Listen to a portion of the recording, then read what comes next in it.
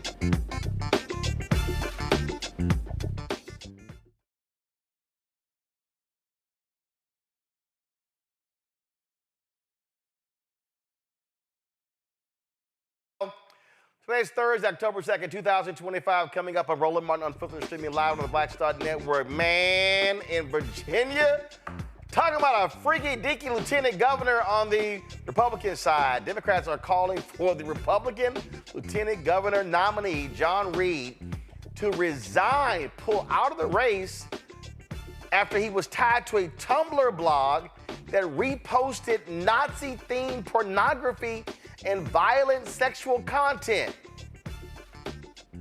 Damn, bruh. Trump spiritual advisor Robert Morris, you know that pastor in Texas who Trump was kicking it with? Yeah, he pled guilty today. He's going to prison for 6 months because he had sex with a 12-year-old girl. What is up with the party of family values? Day 2 of the Republican-led government shutdown. Federal workers could start receiving termination letters as soon as tomorrow.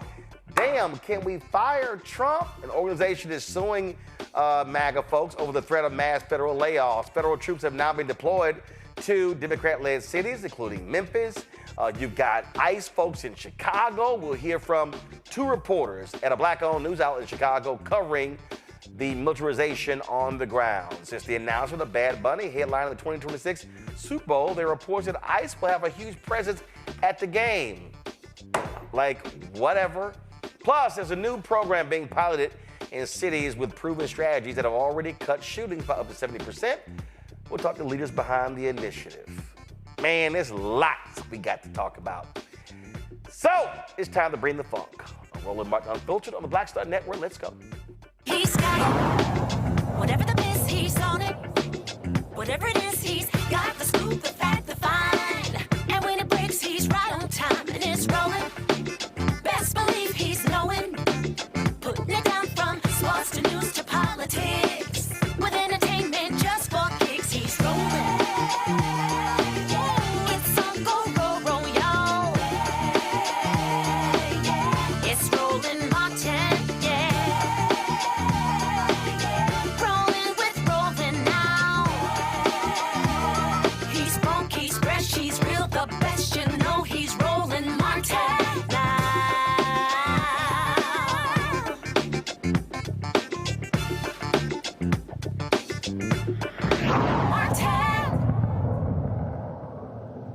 Democrat leader Hakeem Jeffries stood on the Capitol steps today, reiterating how Dems remain in D.C. to save health care for Americans.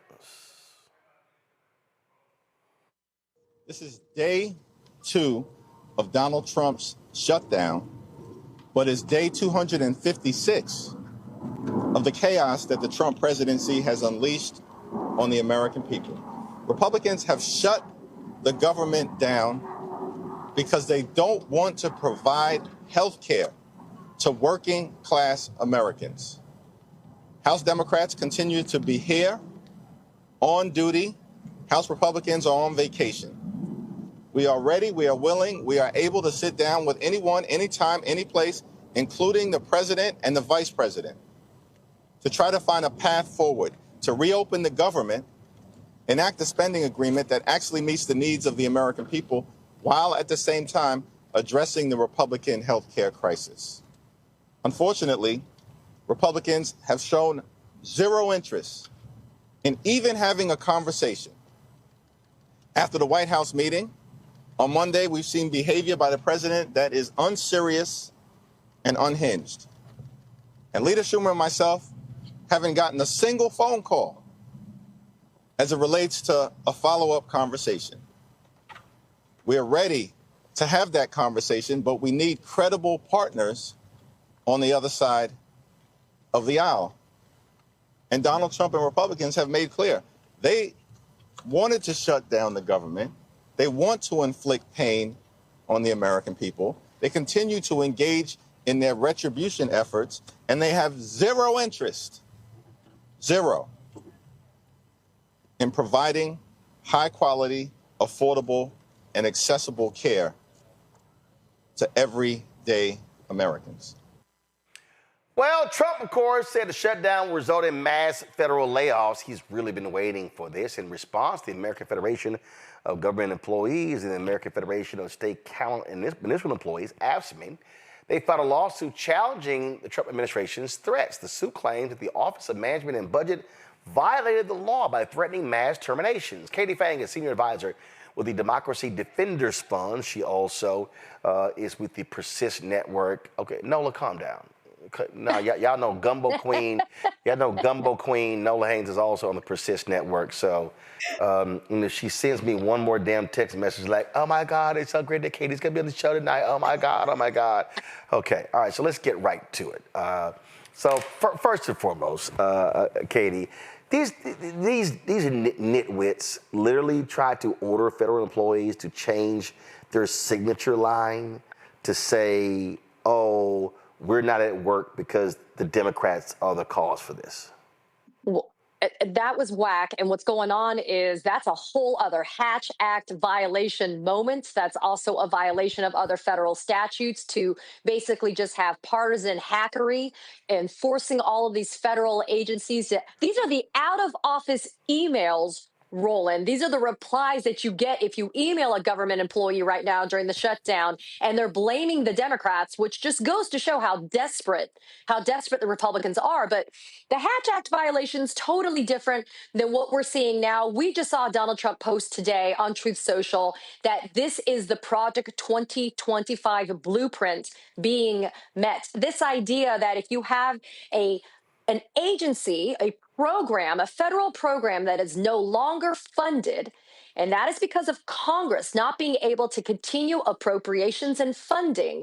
Now Donald Trump is saying, with the help of Russell Vogt, one of his lackeys, that, you know what?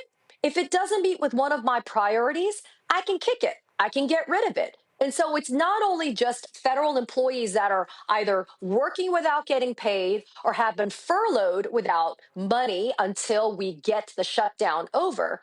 Now, while they're out, they're not going to get their jobs back. And that is the reason why we at Democracy Defenders Fund, along with some incredible other coalition partners like Democracy Forward, and another incredible law firm out in California, we filed this lawsuit on September 30th because we saw the writing on the wall. They're not subtle, right? They tell you exactly what they're going to do. There's a memorandum I want to cite to, Roland, that was issued that said if it is an unfunded federal program, we consider it to no longer be statutorily required to be carried out. There's no authority for that. And then on September 28th, they issued new guidance for the shutdown saying that, guess what? We're going to pay people to fire people during the shutdown. That's how gross they are about this. Listen, I mean, you're dealing with people, to your point, by Russell Vought. Donald Trump claimed in the election that, oh my God, I know nothing about Project 2025. Then, of course, he posted today about how Russell Vought is from Project 2025 fame. We all knew he was lying. And people like Nora O'Donnell should be apologizing to Vice President Kamala Harris, who challenged her on those points. And we all knew he was lying the moment he said he knew nothing about Project 2025. We knew he was lying. Yeah, and you know, that is a huge issue when it comes to, if I may take the privilege of this to say, mainstream media has failed Americans time and time again, because if you don't push back and demand accountability for answers that are provided from the Oval Office, from the federal government, then you're just complicit in the lies.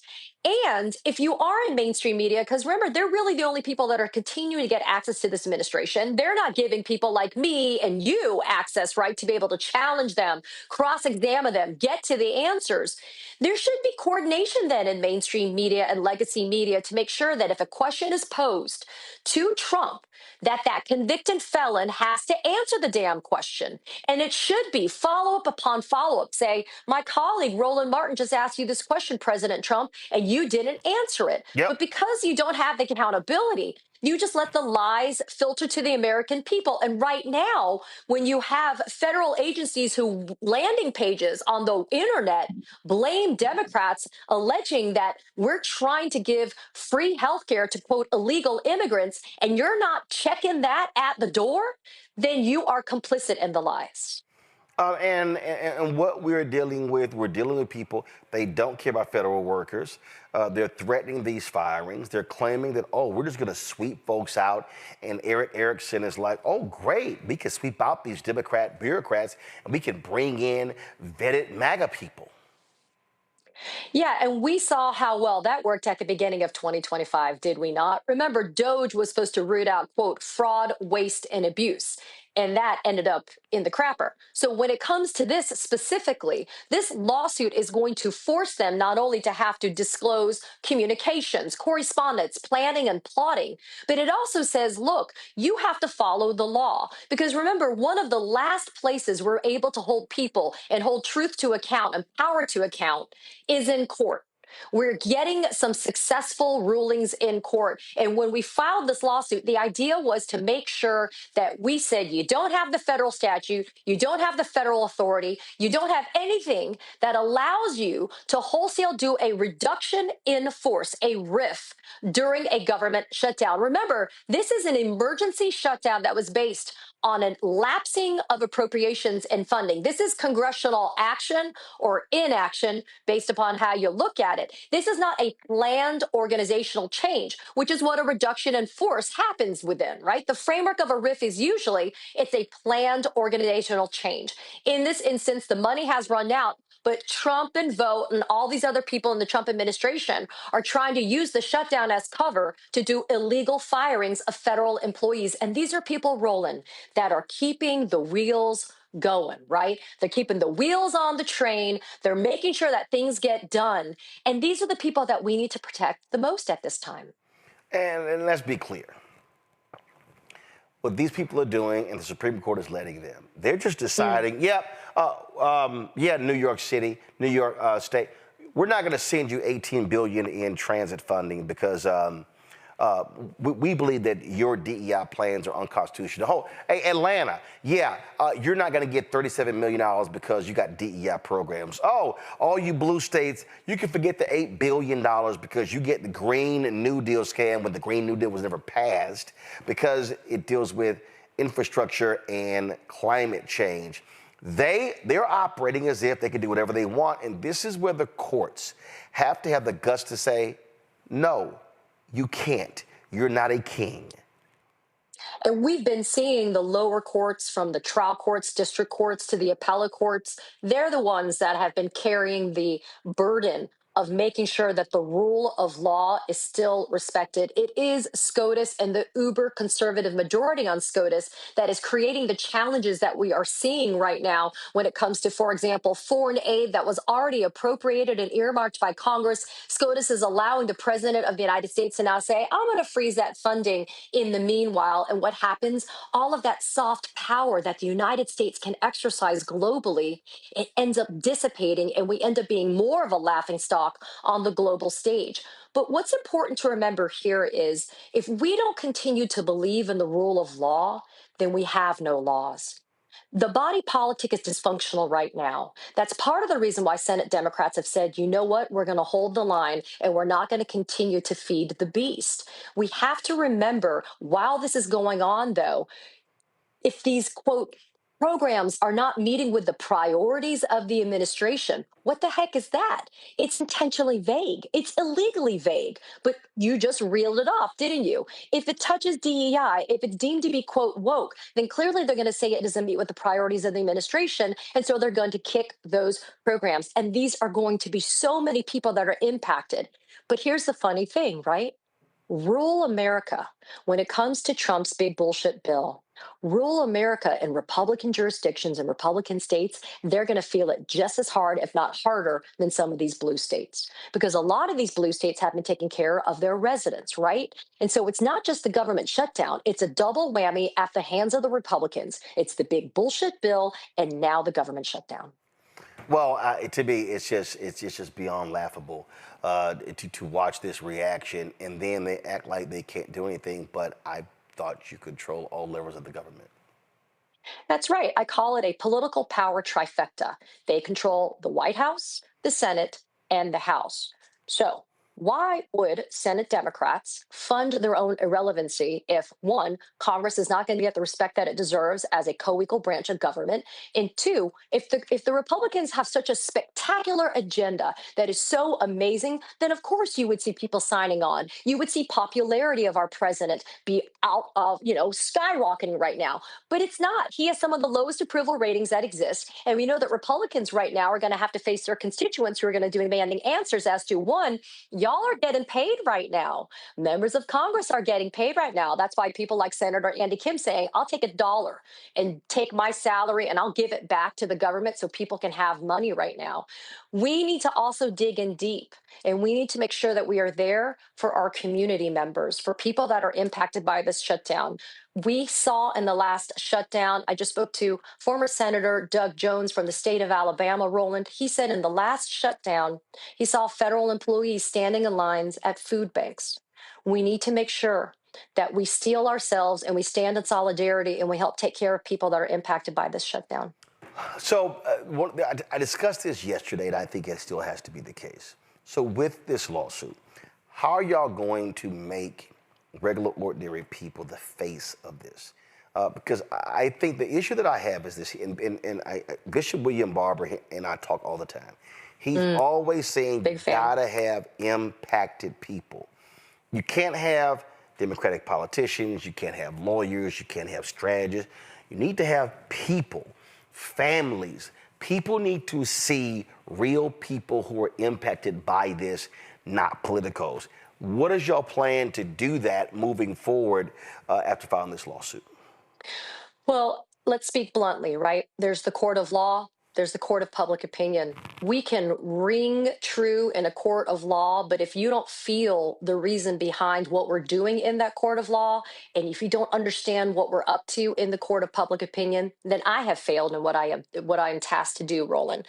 The plaintiffs in this case, as you reeled off at the beginning of this segment, they are AFL-CIO, American Federation of Government Employees. These are people that are federal employees. They are healthcare workers. They are sanitation workers. They are childcare providers. They are people that are making this country run. And they are the people that are under the gun right now of potentially being fired by this horrific, draconian, disgusting Trump administration. And so they are the face of this lawsuit. I may be here to explain the legalities. I may be here to advocate for why these are important lawsuits to bring, but ultimately, they are the reason behind why we do this work. Absolutely. I'm going to go to my panel for a series of questions. Joining us right now, Reese Colbert, host of the Reese Colbert Show out of Washington, D.C., Sirius XM Radio's. Reese, what's your question?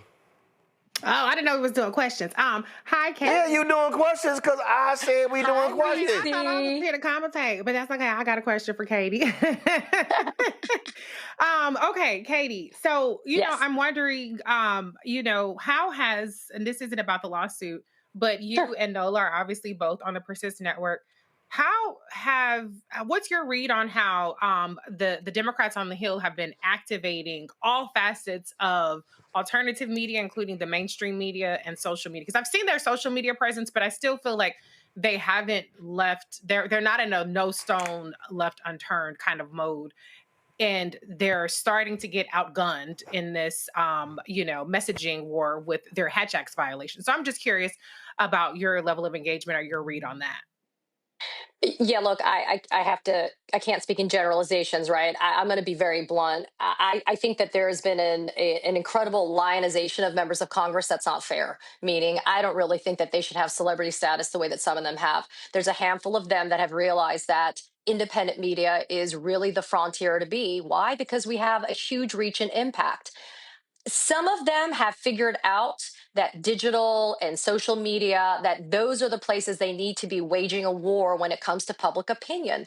Some of them haven't. And part of that is also because they're still married to the idea that traditional legacy mainstream media is the only way to reach certain people. But that's the point. It only reaches certain people. It doesn't reach the people and all people. And so I got to be honest, I would give them a grade of about a C- right now. But some of them have been very good about reaching out and having conversations and doing interviews and doing, duets on Insta and TikTok. But otherwise, they're a little deficient, I think, at this point. Shit. Okay. I'm being honest. No. But I agree. here's my point. This is how basic this is. Okay. So, shutdown Wednesday, 12:01 a.m. You knew it was coming. This is just Roland. Roland would have had a sheet that said, these are the 5 people who are available from 5 to 6 a.m., 6 to 7, 7 to 8, 8 to 9, 9 to 10, Nope. 10 to 11.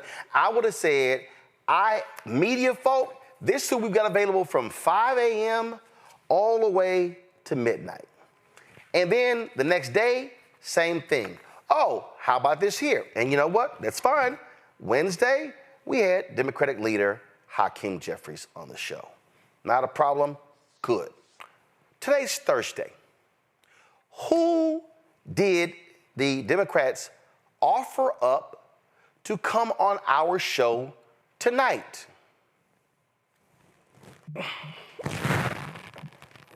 I'm looking.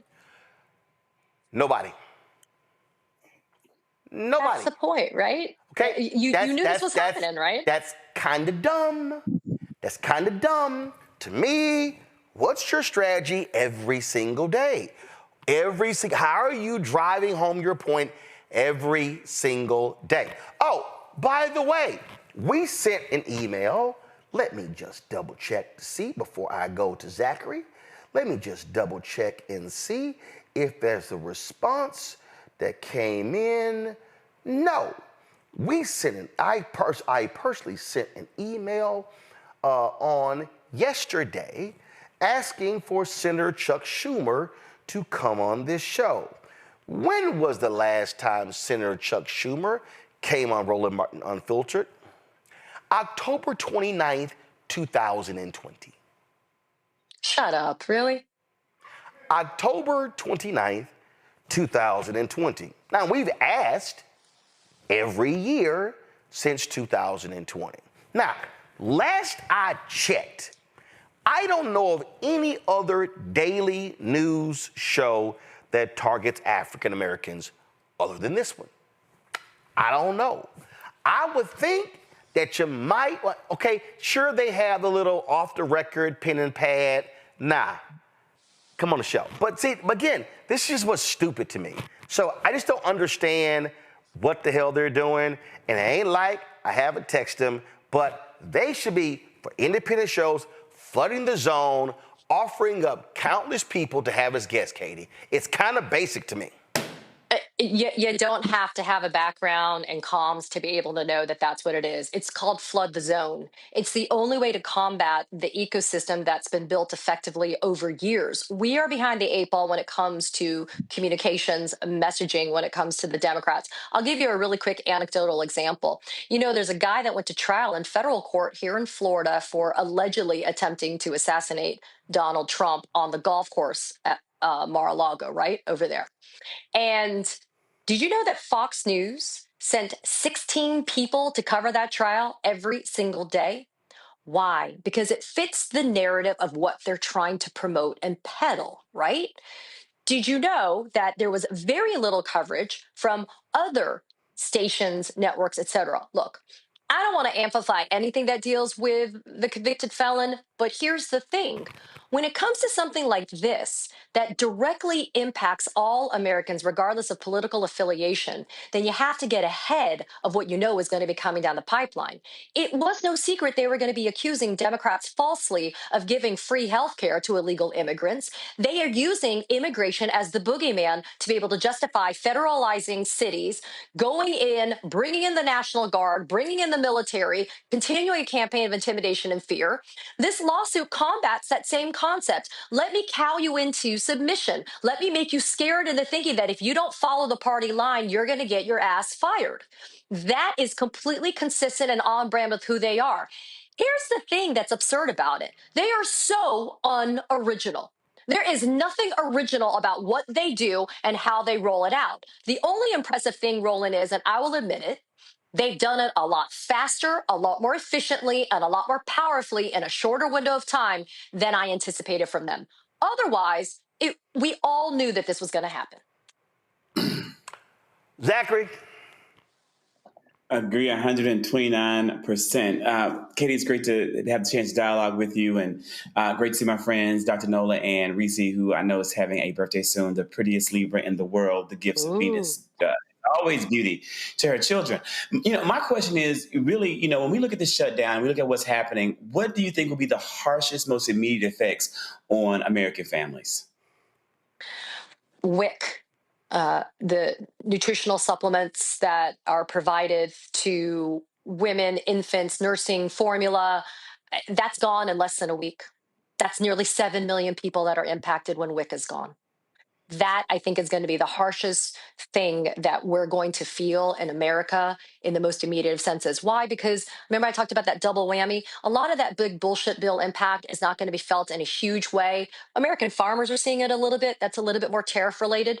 But a lot of that big bullshit bill stuff is not going to be really felt until 2026. This shutdown is going to take a little bit of time. People are going to feel more of an inconvenience at the beginning. But things like WIC being gone, forget it, man. That's a lot of money and it's gone. All right. I guess I'll let Nola ask a question.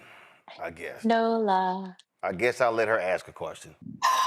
Lord, Katie, the stuff I got to go through with this man. I'm just glad your Wi-Fi worked this week. I'm gonna be so. And I'm just glad you're not on mute this week. So the little blessings. The little blessings. And I'm not about to get real colored right now, Roland. The little blessings. Praise the Lord. Thank you, Jesus. Thank you very much. Yes, I'm Lord. Go ahead and ask our guest, Katie. Thank you so much for being here tonight. The one thing that when I was reading through the case, I'm sitting there and I'm reading it and I'm getting it and I'm feeling it. And, as an ex-government employee, I'm appreciative in many ways that this is happening. But then I think about the Supreme Court. And when I think about the Supreme Court, the kind of air beneath my wings kind of deflate very quickly. So how is the legal community thinking about this current Supreme Court and how many times they actually give Trump what they want? And could this be one of those times? And if so, what happens next? Yes, I'm not going to BS you, right? You have to prepare for the worst. And part of what's frustrating is the Supreme Court in an unprecedented manner has been taking these, quote, emergency applications on the shadow docket and doing so at rates that have never been seen before. And when they issue their rulings on the shadow docket, several of which have been bad, adverse, impacts on Americans, they do it without any explanation. And so it kind of leaves the lower courts to have to guess how they're supposed to be able to move forward, because a lot of these rulings that come on the shadow docket, they're not substantive rulings on the merits of the case. They're more the temporary stays, the injunctions, et cetera. So when we file these lawsuits, we have to anticipate the worst from SCOTUS. But I always want to remind myself a saying that was one of my late father's favorites and one that I like to use, which is, how do you eat an elephant one bite at a time. If we don't continue to persevere, if we're not relentless in pursuing justice and defending and pursuing the rule of law, then we've failed everyone. And we cannot allow ourselves to not take these lawsuits, challenge this administration, and go to court and fight for people, especially Americans and our federal employees, simply because we think that we could get an adverse ruling from the Supreme Court of the United States down the road. I will bet my bottom dollar if we get something good from this case, it'll go on an emergency application to the Supreme Court of the United States, right? But I can't worry about that right now. I can plan, I can strategize, I can game it out, I can figure out that that's a possibility, but I got to look at it as in we are only pursuing what we can, and that's right and just, because look, we have to be on the right side of history on this. When people later on look and see what did you do during this time, I can't say that we just stood on the sidelines and did nothing. Mm-hmm. Absolutely.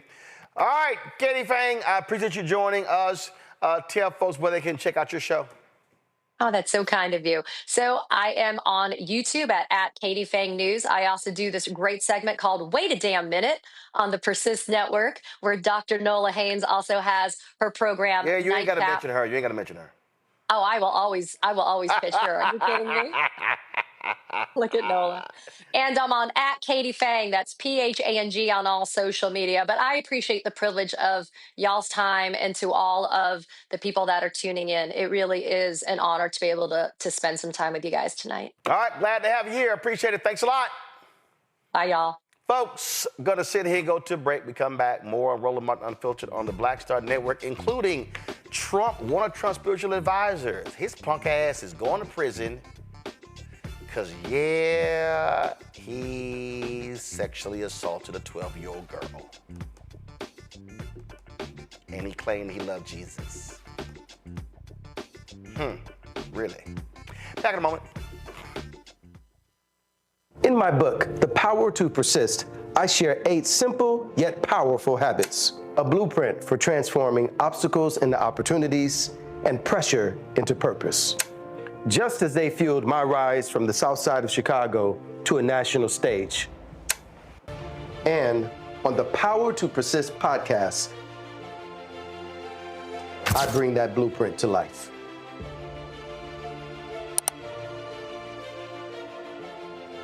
Next on the Black Table with me, Greg Carr. An hour of living history with Dr. Richard Mariba Kelsey, thinker, builder, author, and one of the most important and impactful elders in the African American community. He reflects on his full and rich life and shares his incomparable wisdom about our past, present, and future. African genius is saying that my uncle was a genius, my brother was a genius, my neighbor was a genius. I think we ought to drill that in ourselves and move ahead rather than believing that I got it. That's next on the Black Table, here on the Black Star Network. What's up? It's the MCEO Talib Kweli. You are checking out Roland Martin Unfiltered.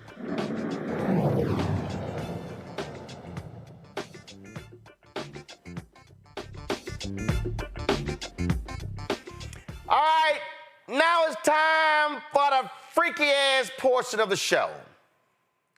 A pornographic blog linked to Virginia Lieutenant Governor candidate, Republican Lieutenant Governor candidate John Reed, shared content from accounts that delved into Nazism and sexual violence. Reed has denied owning the blog, which appeared on Tumblr under the name J.R. Doe, D-E-U-X. The same handle he happens to use on Instagram and TikTok. Reed called the blog part of a coordinated smear campaign against him for being a gay Republican. But its posts date back to 2014, before he entered politics. In one 2015 post, J.R. Doe shared an image of a male college student in underwear from the user Obedian Niggard, whose bio described themselves as a subservient nigger who knows his place in society, and solicited contact from, quote, superior white men in Washington, D.C.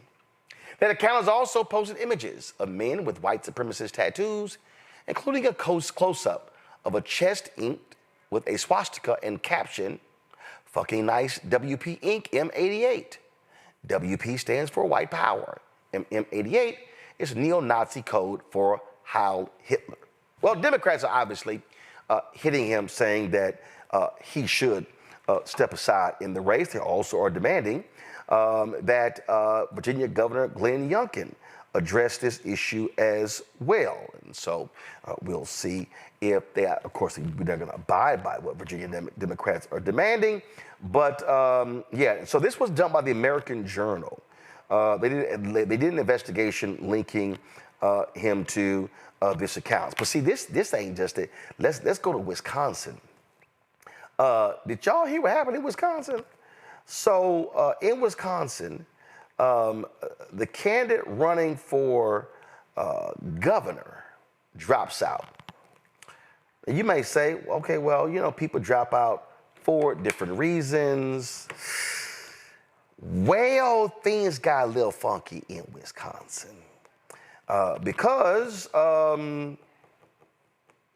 the family values candidate, Bill Berrien, who's a manufacturing executive, former Navy SEAL, dropped out after the blogging website Medium said that he followed a transgender adult film star named Jiz Lee and authors of sexually explicit essays, including polyamory, is that what it's called? Polyamory, whatever it's called? Okay, all right. Now, homie done deleted his Medium account ever since. He went ahead and dropped out.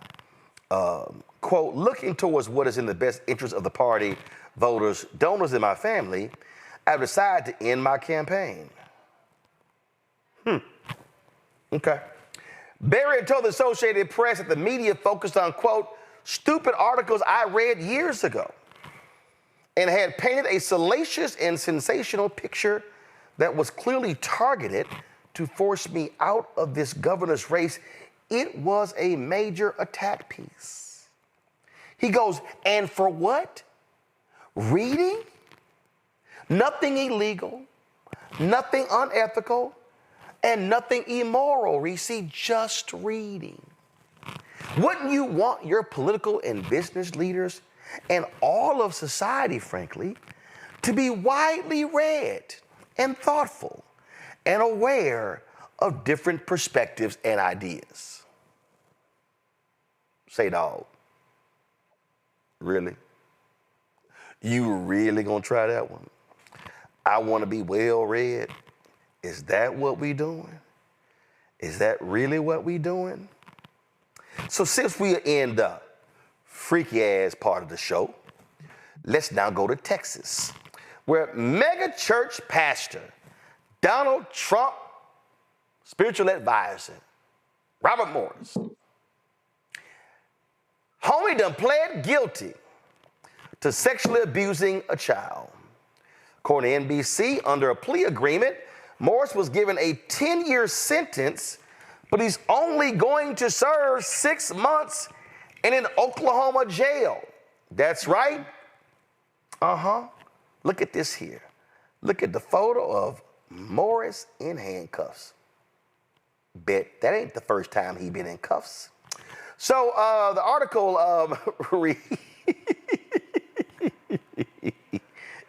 So Morris is 64 years old, and this happened when he sexually abused a girl in the 1980s. So when you read the article, so you see right here, this woman, Cindy Clemenshire, she accused Morris of molesting her when she was 12 years old. She actually was in the courtroom, surrounded by family, and Morris actually accepted responsibility. Now remember, they were running from this. Now y'all, oh my goodness, he founded Gateway Church in 2000. It's in South Lake. Oh man, it's so many white conservatives go there. They are all MAGA. And boy, ain't this something? I mean, my goodness, Reese, we got the sexually abusing pastor in Texas. We got the Nazi freak in Virginia. We got the super freak in Wisconsin. Man, that's a trifecta for the party of family values. Yeah, it's a bunch of nasty ass motherfuckers and some criminals. Yes. Y'all nasty. Y'all nasty as fuck. Easy day. And that pastor, what part of the Bible is that? You gonna burn in hell. How about that? Okay, you might get 6 months in jail, but you're burning in hell for eternity for doing that shit to motherfucking kids. This is crazy. The guy talking about well-read, y'all are the party of book banning last I checked. So y'all don't give a damn about being well-read. Y'all don't give a damn about learning. So you was looking at that shit because you a freaky deaky nasty ass motherfucker. So don't try to sit up there and gaslight us that this is some sort of open-minded, exploratory reading assignment. No, because y'all don't like people to read about anything other than white Christo nationalist propaganda. So I'm not buying it. But this is who this party is. Was it Lindsey Graham who just the other day was saying that we should be nice to the pedophiles? Wasn't it one of them who said something like that? Y'all remember? Ted Cruz. You remember Zachary? Ted Cruz. Yeah, it was Ted. Thank you, Ted Cruz. Yeah, Ted Cruz. So this all tracks. This tracks. Look at who the Secretary of Defense is. Look at who the President is. Look at who all of these people are. It's a feature, not a bug, to be a degenerate and to be into some freaky deaky shit that is quite crazy. And Zachary, they love trashing Democrats, talking about y'all love drag folks at libraries and all kinds of stuff. Oh, just in case, hey, here's Robert Morris with Donnie Jr. Check this out. Here's Robert Morris with Eric Trump. Boy. Ugh. Take it down. Take it down. The people don't want to see that. This lady, it is dinner time in America. People are they're watching the show, prepping for dinner, eating dinner. Take it down. These are. I'm going to show this one too. Oh, here we go. Twinsies. These are degenerates who are deflecting. Release the Epstein files. Release the Epstein files. Release the Epstein files. You know what? The vast majority of MAGA are not going to in any way change their minds, change their hearts, or change their allegiances to these people because they are a part of a movement, and all of these values that are real, like what you just talked about, are ingrained in a part of that movement. But there are a few people who will, because they're learning these things, possibly err on the side of human decency and turn against the foolishness that these people represent and that they stand for. When you talked about these three instances, criminality, criminal behavior, it's more than freaky deaky. It's criminal. What that pastor did is criminal. Yep. He ruined a criminal. She was 12. You never know how many more. But what I'm exceptionally concerned about that, but even also exceptionally, so this is keep it real. Now, what was the black man's name we're playing around with Mr. Republican in Virginia? Oh, well, now here's the deal. Now, Reed said, here's the deal. Reed says it's not true. He says, No, hold on, wait. I'm going it. Reed says the story is not true. He says the story is false. He says it's malicious. So this was reported. So I'm stating what he said regarding the story. But hold on. But before you go there, I do want to do this here because I saw this great compilation of Morris out of Texas, and I'm like, okay, I gotta play this. Watch this. Oh, here we go. It's the best way for me to come clean. It has taken years for me to get over the images and the things that I saw that no person should have ever seen. Are y'all hearing me? Rape. Why was it so easy for me? You learned how to lie. I was very, very involved in sexual immorality for many, many years. And I will plow longer than what you expected. It's easy for me to say I used to be on drugs. I had this kind of sick feeling. And I want to tell you everything that I've ever done, but there's a shame. 12 and under is a child. If you're looking at pornography on the internet, tell us. And you'll say, what are you bringing that into my field for? It's not right. It doesn't look right. It doesn't smell right. And so I said to the Lord, well, Lord, I know that you've declared me not righteous. I was a fornicator. And then there were also a couple of guys allowing Satan to work in that area. You have to sneak around to do it. I looked for the girls that would be the most susceptible. Dig deeply into your field, much deeper than what you thought or what you expected. Satisfying an appetite that you created. Immorality came easy for me. Pornography, premarital sex, temptation. I was very immoral, and I was immoral a lot from a very early age. You shall be plowed. I was the guy that involved with the immorality.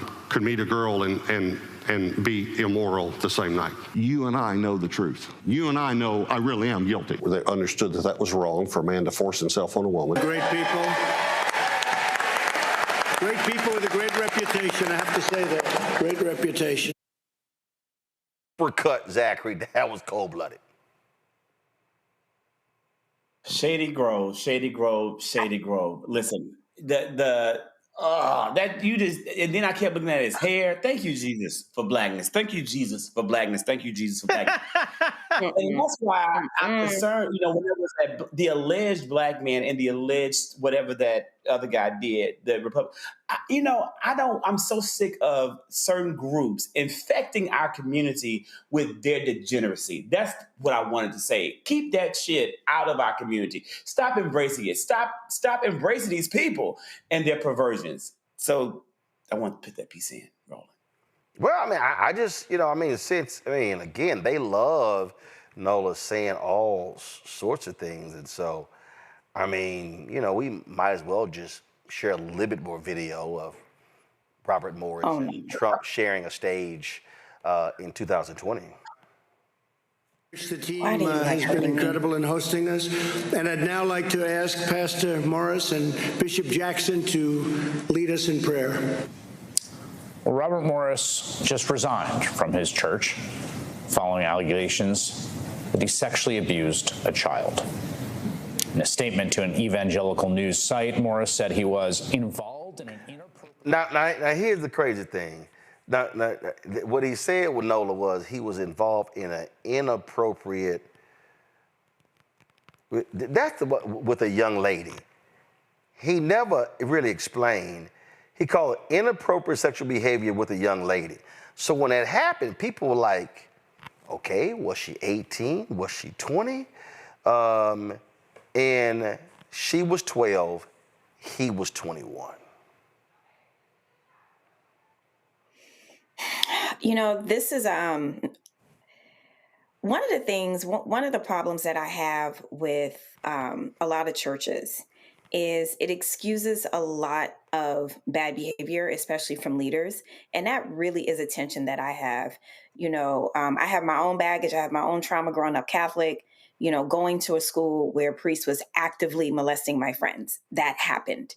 So when it comes to issues like this, and then when it comes to, the way in which the institution can rally around you, can make it seem like those horrific and horrible criminal acts were somehow just, they were just sinful and flesh is weak and all of these things. So I really struggle with the idea of forgiveness and then the way that many churches just kind of ignore criminality. And this is one of those moments for me, not to mention that you have all the receipts of this person buddy with all of Trump world. None of that is surprising. It almost mimics, some of the behavior, some of these institutions that completely just ignore and normalize a lot of these behaviors from these leaders. MAGA is the same way.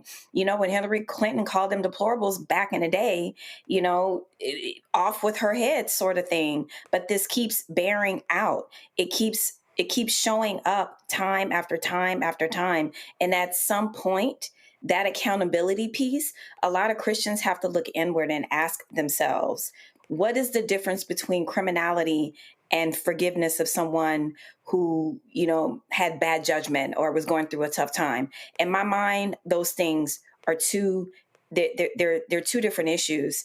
And this is something that all faiths, all institutions have to truly confront and figure out who is it that they want to be for their congregants, especially children. Not that he was in his 20s when this happened, right? So he wasn't a pastor then. Is that No. He was Allegedly, that's what he said in his book. He was selling drugs. Yeah. So, but hey, first of all, I don't give a damn. I don't care if he wasn't a pastor then. The reality is, Robert Morris, how he told the story, and this is one reason why the church was like, yeah, you got to go, player, is because he misled them about this. No, it was inappropriate behavior with a young lady. A 12-year-old girl ain't a lady. No. A 12-year-old girl is a girl. And he knew what he was saying, and he was full of shit for saying it. Now, what I'm pissed off is his punk ass only gonna spend 6 months in jail. Yeah, that's disgusting. Okay, 10-year sentence and reduced to 6, not even 1, that's weak as hell. And I don't care if it happened in the 1980s. Don't matter. Justice is justice. So that's where that stands there. All right, y'all. Let me go to a quick break. When I come back, lots of drama in Chicago. Trump sent his thugs to Chicago. They are rappelling down buildings, busting up shelters, knocking stuff over. You got Stephen Miller, racist ass in Memphis, saying to the cops, you are now unleashed to go after all the thugs in Memphis. These dictators are losing their minds, and yes, they're fascists, and what they want to do is they want to make this a military state. That's what they want to do, pure and simple. We're going to talk to a couple of folks with a digital outlet in Chicago. That's next right here. Roland Martin Unfiltered on the Black Star Network. Support the work that we do. Join our Bring the Funk fan club. Your support is critical, folks. If you want to contribute to us via Cash App, do so using the Stripe QR code. You see it right here. Also, that's for Cash App. Credit cards as well. PayPal's R Martin Unfiltered. Venmo's RM Unfiltered. Zelle. Roland at RolandSMartin.com. Roland at RolandMartinUnfiltered.com. Check some money order. Make it payable to Roland Martin Unfiltered. P.O. Box 57196, Washington, D.C. 2003 7-0196. Back in a moment.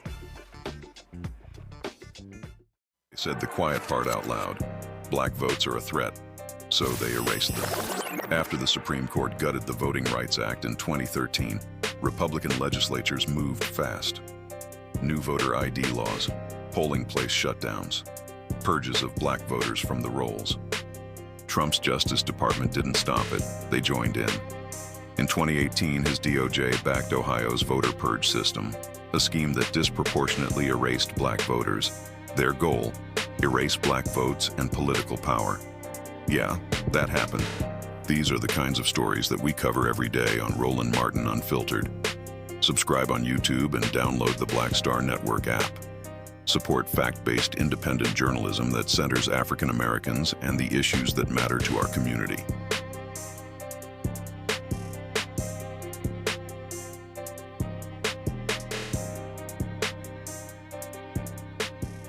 This week on The Other Side of Change. We are talking about our North Star, our luminary, our guide, Assata Shakur, who recently passed away in Cuba. We're going to unpack her legacy. I refuse to allow Assata's legacy to die before children that aren't even born. Like our babies that aren't even born must know her and must know her. And that roadmap is going to get us closer to liberation. You're watching The Other Side of Change only on the Black Star Network. Hello, I'm Isaac Hayes III, founder and CEO of Fanbase, and I'm here with a very important message. We are at a turning point in the Black community where we must have equity in the apps we use that scale to billions of dollars. But this time, we own the infrastructure, we own the culture, and we shape the future. And Fanbase is the future. Fanbase combines the free functionality of Instagram, TikTok, and YouTube into an all-in-one platform built for the evolution of social media and monetization. With over 1.4 million users, that's real proof that we are shifting the conversation of tech ownership and equity for creators. So right now, I want you to go to startengine.com/fanbase and invest today. The minimum to invest is $399. That gets you 60 shares of stock in Fanbase at $665 a share. This marks a turning point in Black ownership of social media. If we don't take this opportunity to own social media right now, we will always be customers to our own creations. And that can't go on. So once again, Go to startengine.com/fanbase and invest today. We must own the platforms where our voices live, our stories matter, and where our culture drives the world. Thank you.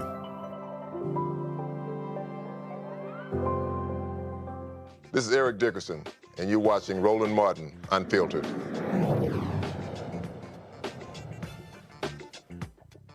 All right, folks, Donald Trump's patrol agents have been in Chicago, walking in packs along Michigan Avenue where there's just so much crime happening. They're also monitoring other popular downtown destinations. Last week, the Department of Homeland Security reported that more than 900 arrests have been made as federal officers continue to target what the administration describes as the worst of the worst. In 2016, filmmaker Morgan Elise Johnson and journalist Tiffany Walden launched The Tribe, that's with 2 I's, a digital media platform designed to reshape the narrative of Black Chicago. They've been covering the increasing militarization of Chicago. They join us right now. I'm glad to have both of y'all here. So for the folk who have been following, so how have y'all been covering this on your platform? For sure. Thank you for having us on the show, Roland.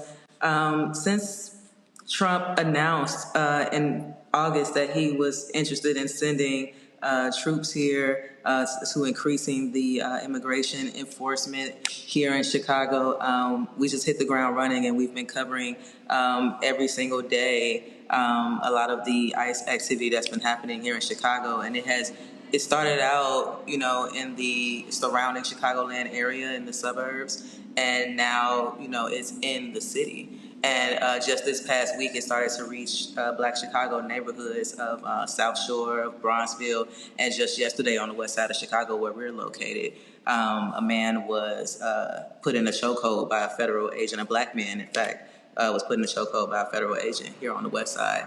So it's ramping up every single day here in Chicago, and I don't think that it's getting the national attention because everyone's so focused on the troops coming here. But this is a militarized federal enforcement activity that's happening here in Chicago, and it's terrorizing all communities, including the Black community. This is your website right now. You see it right here. You see the story. Video shows feds choking a Black man in East Garfield Park. The next one, new details emerged surrounding incident that led to a Black man being choked by the feds of Chicago. Federal agents again record observers. Others load older man into. So you're really on top of this. And how have people been responding? Have you seen an increase in traffic? Are you seeing people sharing the information and really going to y'all on this? Our web traffic has like tripled. We're seeing historic numbers on our website. People are really wanting to know what's happening in regards to ICE and this militarized force that's coming to their neighborhoods. Chicago is a place where I think a lot of people focus so much on the city, but the immigration tactic that they're using here does include the suburbs. And so now you have suburban residents, volunteers, city organizers, everybody's working together to try to be there for each other and support each other. And, for us, we're even talking to people in LA and DC. We had a LA publication reach out to us, LA Taco, to talk about, the work that we're doing and the collaborations that we're doing with other independent media. And the same thing with DC. We have a story on our website right now where organizers are giving advice to Chicagoans on how to deal with such militarized force in the city, since they've been dealing with that already. So we're seeing a lot of, I hate to say positive response, but we're just seeing a lot of response and gratefulness for our coverage here in Chicago. We've seen journalists being targeted as well. Have your journalists encountered any issues as it relates to being out there reporting? Well, the Tribe has working with a collaboration of about 10 local independent organizations. So although none of our journalists have been targeted at this time, one journalist who we've been working with at a publication called Unrivaled was detained by federal agents at a Broadview ICE detention facility, which is a couple of miles west of Chicago. So he was detained while covering a protest there, and journalists here in the city rallied to put out statements and to put pressure on the government to release him. But many people who have been protesting have been detained, and Steve is a white man, so he told us that people of color are being detained. They're not having as good of luck as he had with getting released so quickly. So it's definitely concerning for us and everybody who's been following this about the safety of journalists, because they have been targeted. And Roland, I just want to add to that too. I went out to Broadview about 2 weeks ago. I have family in Broadview. Like, I'm very familiar with the suburb. It's wild to watch what they're doing to people out there in Broadview. I saw with my own eyes. There's snipers on the roof of the boarded up Broadview ICE facility. They're shooting people with pepper bullets. They intentionally threw a tear gas canister towards a clearly marked ABC 7 news truck, and the whole row of media who was in that area, in that vicinity, inhaled that tear gas and was visibly impacted by it. So it's very aggressive, and it's a very excessive use of force happening out there in Broadview every week. Them also rappelling from Black Hawk helicopters down buildings as well, and so is this happening around the clock? The tactics changed. So I will say in the early part of this, in September, they were doing early morning raids. So there was one that got a lot of media attention that happened in a suburb called Elgin, where Christy Nome, the CBP, they all came out there. They had all of their militarized outfits on, and they did a raid on a home where they broke into this home, tore down the doors, and they actually detained a U.S. citizen before letting them go hours later. Then they kept some other people that they took from that raid. And so now what you're seeing is them kind of gravitate towards kind of in the wee hours of the night, and in the evening they're doing raids now, like the one in South Shore. They went to an apartment building in a black neighborhood and just raided that entire apartment building. I think they took like 37 people in that raid, but there were children that were zip tied outside. There were black people who were detained during that particular raid. So the tactics seem to change every 2 weeks. And Roland, when you think about safety, we have black people whose homes, the doors were knocked off the hinges. Their homes were raided. Children were detained and zip tied. So when we talk about public safety, these people have to return to their homes without having doors on the hinges, like with completely being exposed. People were obtained while undressed. So they really don't have any regard for the community. Black people certainly didn't ask for this, and people are outraged. Broadway, Illinois Police Chief Thomas Mills has been speaking out, angry with how ICE officers are trashing even local officers. This is what he said at a news conference. My name is Thomas Mills. I am the Chief of Police for the Village of Broadview. We are experiencing an immediate public safety crisis. The deployment of tear gas, pepper spray, mace, and rubber bullets by ICE near the processing center in the Village of Broadview is creating a dangerous situation for the community and all first responders. Broadview residents, police officers, and firefighters, paramedics are being exposed to these agents. Our own Broadview police are routinely being exposed to ICE tear gas, forcing them out for an amount of time so they can decontaminate, get their breath, clear their eyes, which takes them out of service. The use of these weapons is directly harming Broadview's first responders. Currently, the Broadview Police Department has launched 3 separate criminal investigations into ICE activities since the Midway Blitz began in the Chicago area. We have requested the full cooperation of the U.S. Department of Homeland Security in these investigations, and we expect that cooperation to happen. And what he's been saying is just how they've been treated. This was another clip. Give me 1 second. I saw this in a local news report. Watch this. I was shocked. I've never been spoken to by a fellow law enforcement officer in such a way. Broadview Police Chief Thomas Mills says on top of requiring 75% of his department's manpower for crowd control outside of the ICE processing facility in the west suburban city, he was personally, verbally attacked by ICE agents during a protest. I'm a leader of a department. I know that my officers are looking at me for guidance and leadership, and I had to ensure that, I had to stay calm and not engage in such unprofessional behavior. Chief Mills says he was walking across a skirmish on September 12th, the day this video was shot. He was called multiple expletives by an ICE agent, calling him a coward, accusing him of neglecting his duties during protests that got physical. Mills also telling the I-Team about an incident earlier this week where a pedestrian was hit by a truck near the ICE facility. Allegedly, a ICE agent struck someone and continued on into their location. And during the course of that, while trying to gather information, there was pepper spray release while my officers right there. They felt the effects of that pepper spray where it altered their vision. They were coughing, and I was on the phone with them, and they had to leave the area so they can decontaminate themselves. Now, it's crazy. They don't give a damn. Here's what they know. They know, Morgan and Tiffany, they can do whatever they want. Donald Trump has given them full and complete authority to do whatever the hell they want to do. Yeah, and keep in mind that Broadview's mayor is a black woman. The leadership in Broadview is black. The suburb is a predominantly black suburb, I believe, at this point. It used to be a white suburb, now it's black.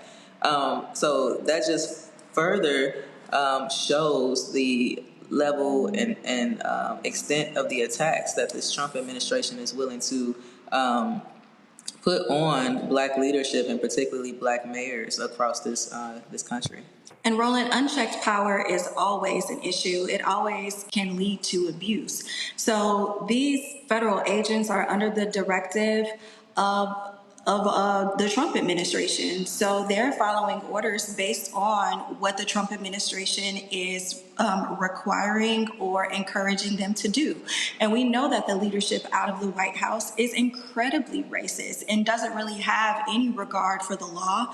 So we shouldn't expect these federal agents to really have any regard either. It seems like it's a game to them, to be honest. Again, with our collaboration that we're doing, where we're tracking ICE activity daily, and one of the stories, there's a video recording of someone recording ICE doing their enforcement, and the ICE agent looks directly in the camera and says, "I hope you get my good side." So it's like, this is a game, to them, that they're, acting out whatever it is that Trump and them are trying to achieve with it, but they have no regards for humanity or respect for people or anything in the actions that they're doing. Questions from the panel. Zachary, you first. My question is, I'm looking at and thinking about all of my, supporters, followers, people out there on social media who are going to see this in clip, taking key parts, making content around it. What is the top line message that you want to get out to the people in terms of how people in other parts of the country can support Chicago and the work that you guys are doing? Well, so many people are asking us, what can local governments do? How can we resist? How can we fight back? We definitely encourage people to lift their voices, spread information, know their rights, know that your local government kind of has their hands tied. The way that they can fight back is really in the courts. But when it comes to the Department of Homeland Security, that was created by Congress. It's going to take acts of Congress in order to reel this back. So this is about Republican leadership owning this, and these failed policies and their failure to hold Donald Trump accountable. The only way this stops is if Donald Trump is removed, or by an act of Congress, or if ICE is defunded. And that is all in the hands of our Congress. So this is about, how do we organize, how do we mobilize people to make sure that there are public officials in place who can reel back all of this unchecked power that's coming out of Washington. And to add to that, for me, a big takeaway is coming out of yesterday's story regarding the black man who was put in a chokehold by the federal agents. There was witness video that you can hear people in the background saying, he's not an immigrant. This is y'all only supposed to be choking Mexicans and things like that. So I think us as a people and also us as a nation, we have to get out of this mentality of this isn't happening to us or that this isn't our fight. This is everybody's fight, and if it's not impacting you right now, it's going to impact you eventually. And I think yesterday, the black community woke up, or at least this week, starting with what happened in South Shore. I think there was a homeless shelter in Bronzeville that a black pastor has been speaking out about, and then now what happened on the West Side. People are waking up to see that this level of just ruthlessness from the Trump administration is going to spread outside of the immigrant community. And I'm seeing people wake up at this point. Hey, what happened to that loud-ass MAGA Negro in Chicago, Chicago Red or whatever? Has she been running her mouth? They're celebrating. They celebrated what happened in South Shore during the raid at that apartment building because I can't remember if it was DHS or if it was CBP, but one of those agencies came in and said that they detained 37 people. And for them, that's the win. They're just like, yeah, get these Venezuelans, get these people up out of here. So they're still around, but people just, Yeah, but I just want to say that that's not a real movement that has a lot of steam here in the city of Chicago. Oh, no, I understand. Yeah, I know about the movement, but noise, but yeah. Right, they make a whole bunch of noise, but again, these are the folks who are always attacking Mayor Johnson, always attacking Democrats, claiming they stand up for black people against so-called the invasion, but I was wondering if they got anything to say about black folks being attacked, being impacted. You talked about the pastor's been speaking on, that's Pastor Chris Harris. Listen to this right here. From ICE and Customs and Borders Patrol stormed and raided our Bronzeville homeless shelter that the city of Chicago asked our CDC to manage. Their actions traumatized our residents, unsettled our neighbors, and shook the very staff who sacrificially served the 260 men and women who called this shelter home. Without warning, 7 to 8 unmarked vehicles arrived. More than 30 armed agents leapt out unannounced and began chasing people, human beings who were merely standing outside of their shelter, preparing to head to work. Now, let me emphasize, 60% of our immigrant residents are employed and work every single day. This is actual footage from our security cameras showing you what this terrifying raid looked like, but no words can describe what this dehumanizing act felt like. Some had legal papers and were literally snatched from the streets. I saw it with my own eyes. When we handed one agent the official papers of a legal resident, the masked agent took the documents, shoved our handcuffed resident into an unmarked vehicle, and sped off. That helplessness, watching dignity stripped and lives shattered in seconds, is a trauma that no community should endure. And we must ask, is this activity a rehearsal for something darker? Perhaps even martial law. I get it. Some say they shouldn't be here illegally. Others feel frustration that migrants received resources while so many of our own unhoused and unemployed still struggle. I hear that. I understand that. But today, I'm not asking us to debate politics, partisanship, or even the valid tensions that exist. I'm asking us to consider this. What is the role of humanity in moments like this? As a faith leader, I choose to anchor myself with what Micah chapter 6, verse 8 declares. He has shown you, O mortal, what is good. And what does the Lord require of you? To act justly and to love mercy and to walk humbly with your God. This is not about political sides. This is about moral responsibility. Many in our city feel helpless, unsure what to do. Let me be clear. We must continue to serve. We must continue to house, clothe, and feed the more than 260 residents entrusted to us, no matter what. But let me be honest, this crisis has made the work even harder. Some of our residents who were working will now lose their jobs out of fear for being seized on their way to or from work. Serving this many... Nola, what's your question? So first and foremost, thank you so much for the work that you're doing. I've been hearing so much about you all from folks in Chicago saying you are doing the real reporting coming out of Chicago right now.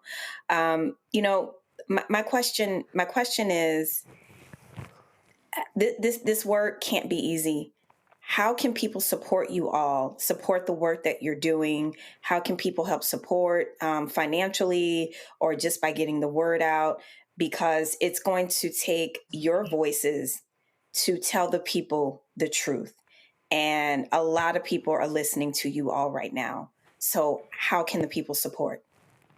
Thank you so much. The tribe, we are the owners of the tribe, and we've been around for 8 years. And it's going to take the people to allow us to be able to continue to be independent and to tell the truth. So you can go to our website right now, thetribe.com, TheTriibe.com. A pop-up will come on your screen, and it will prompt you to give a contribution or to become a member.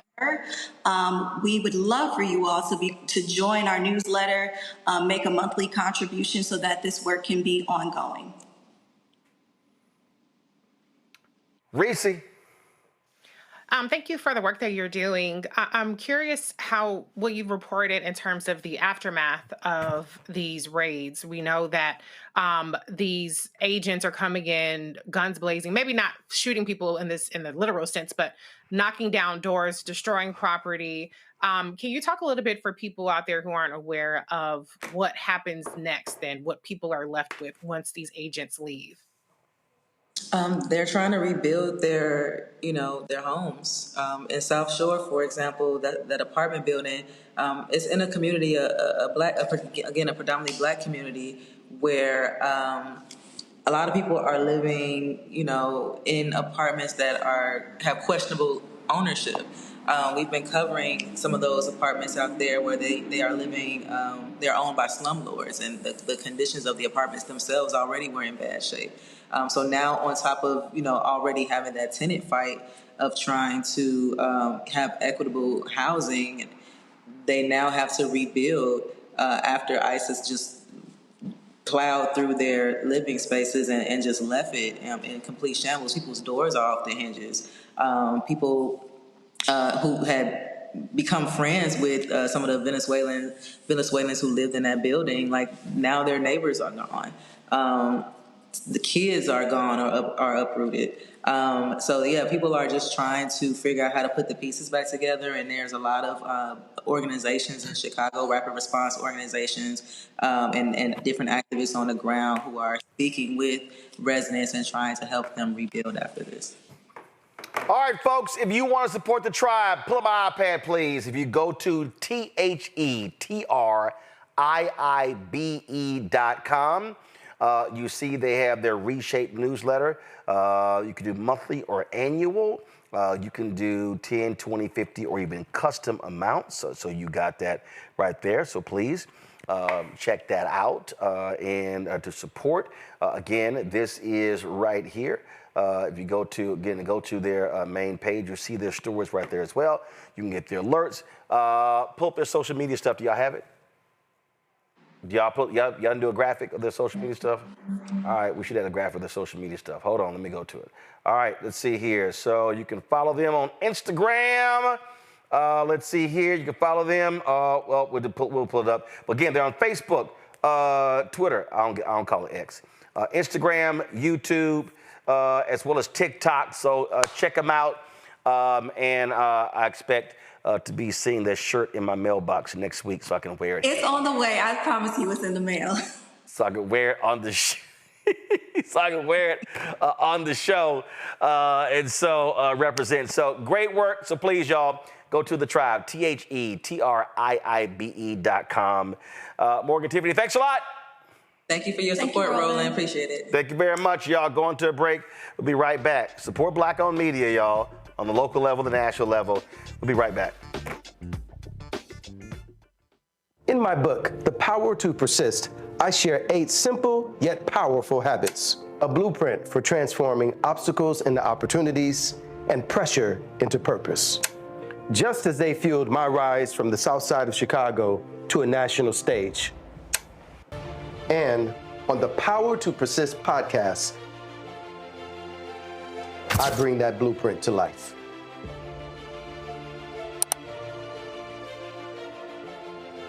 This week on A Balanced Life, parents, teachers, students, administrators, oh my, are you putting in the work, seeking to be a teacher, an associate principal, a principal, trying to elevate who you are and where you're going? Our world is changing. For veteran teachers, we have to be able to usher in students into a ever-changing, ever-evolving world. If we have this triangular effect, we will create a successful student who will be able to just thrive wherever and in any situation that they're placed in. Join us this week on A Balanced Life with Dr. Jackie here on Black Star Network. Melanie Campbell, National Coalition on Black Civic Participation and Black Women's Roundtable. And we are watching Roland Martin Unfiltered all day, every day, 24/7. Spread the word.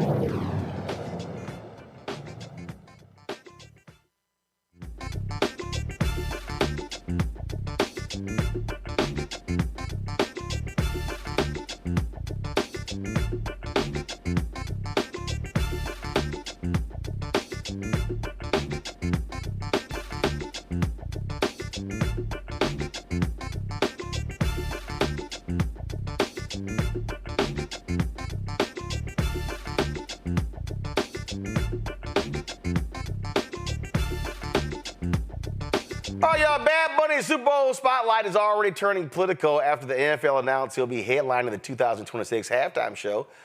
Trump advisor Corey Lewandowski, you know, the one they say has been cheating with Ice Barbie, Christy Nome?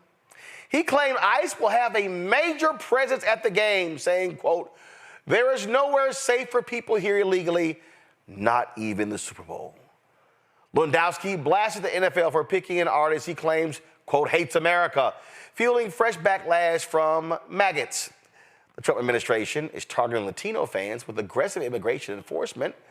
Bunny, a U.S. citizen, has called his performance a win for his people, his culture, and his history, setting up a halftime show that will be about more than just music.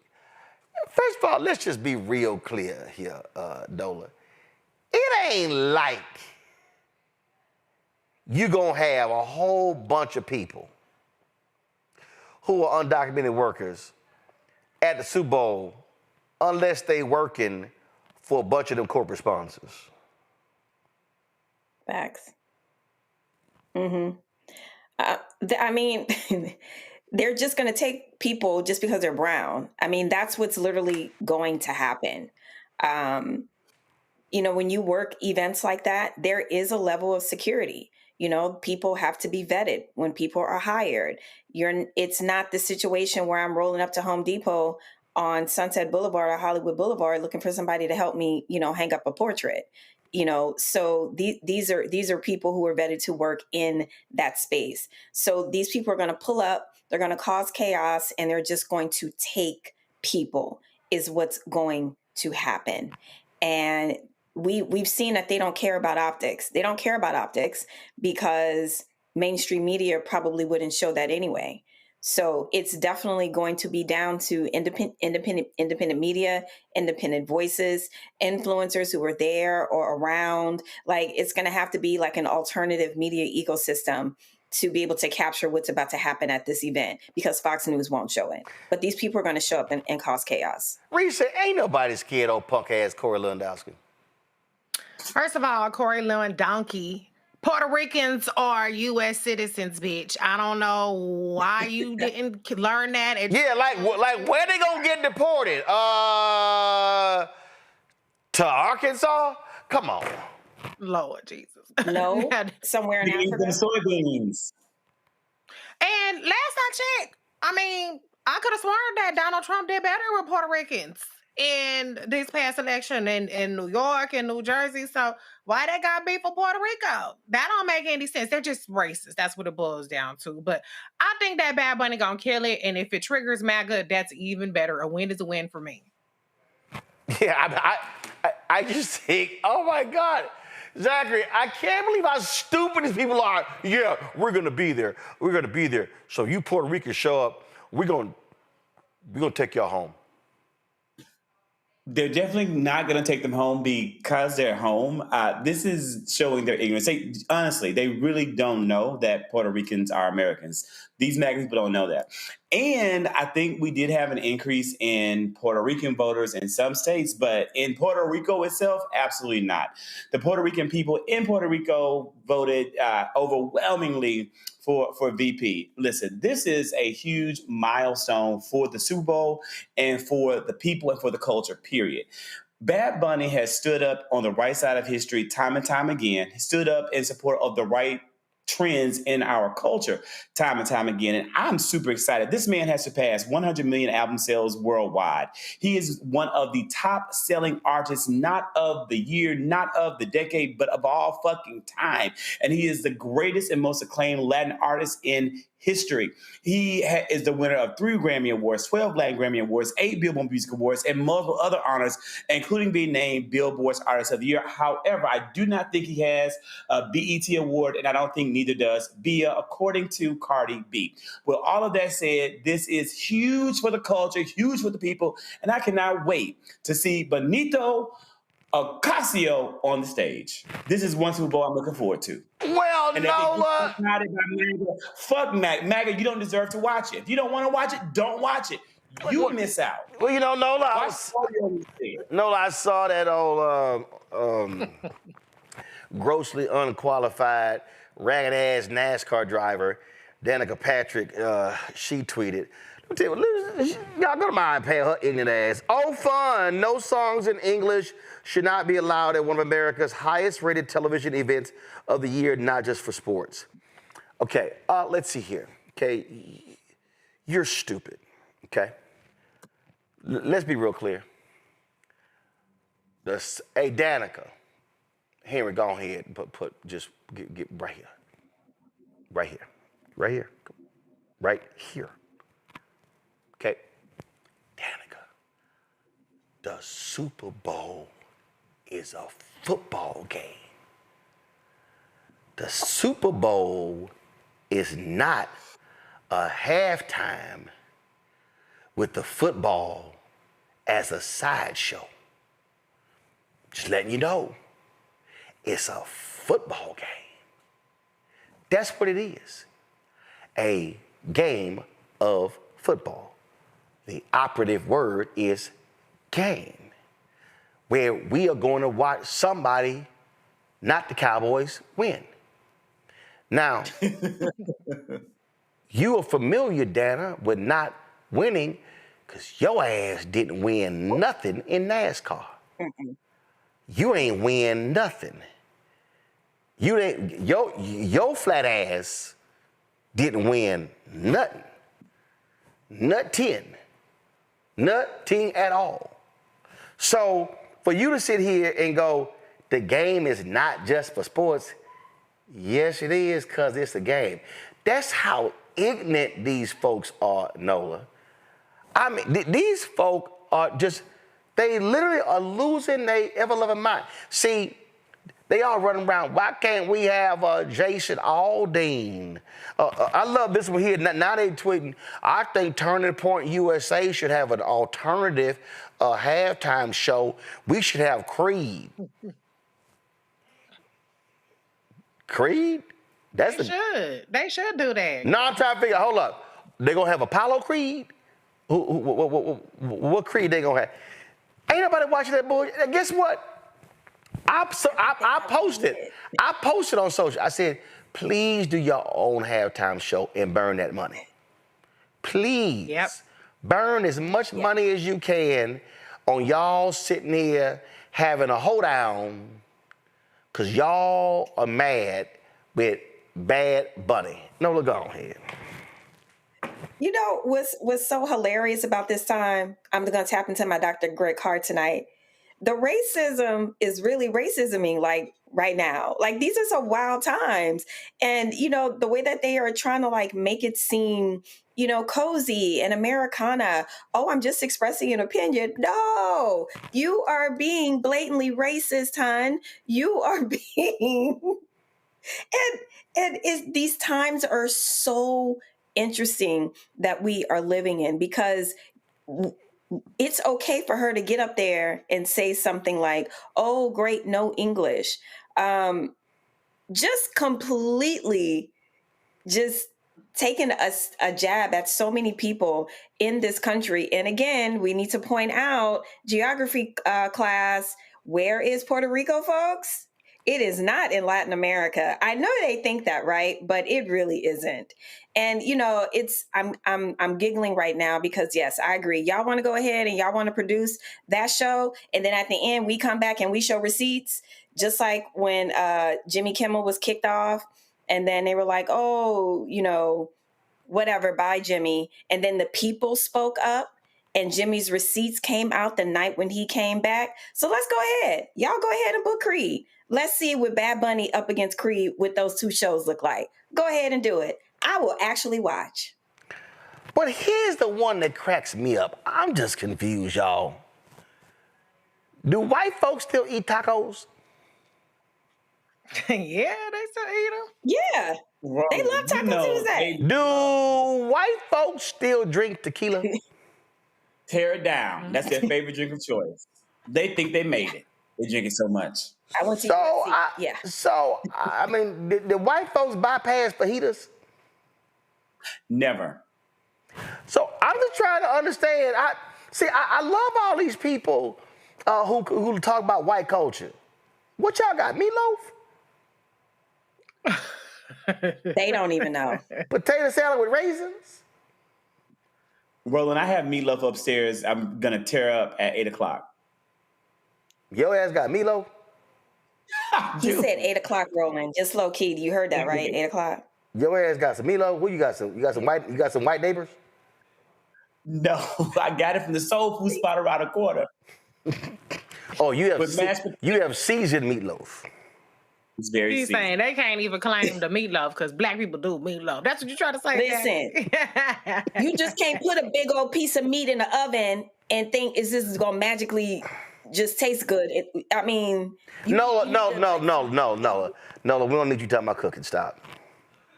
You know what? Nola, stop. Just because you haven't had my gumbo. Nola, ain't nobody had your gumbo. What you're not about to do. Nola, ain't nobody had your gumbo. Talk about food coming out of my kitchen. Nola, ain't nobody had your gumbo.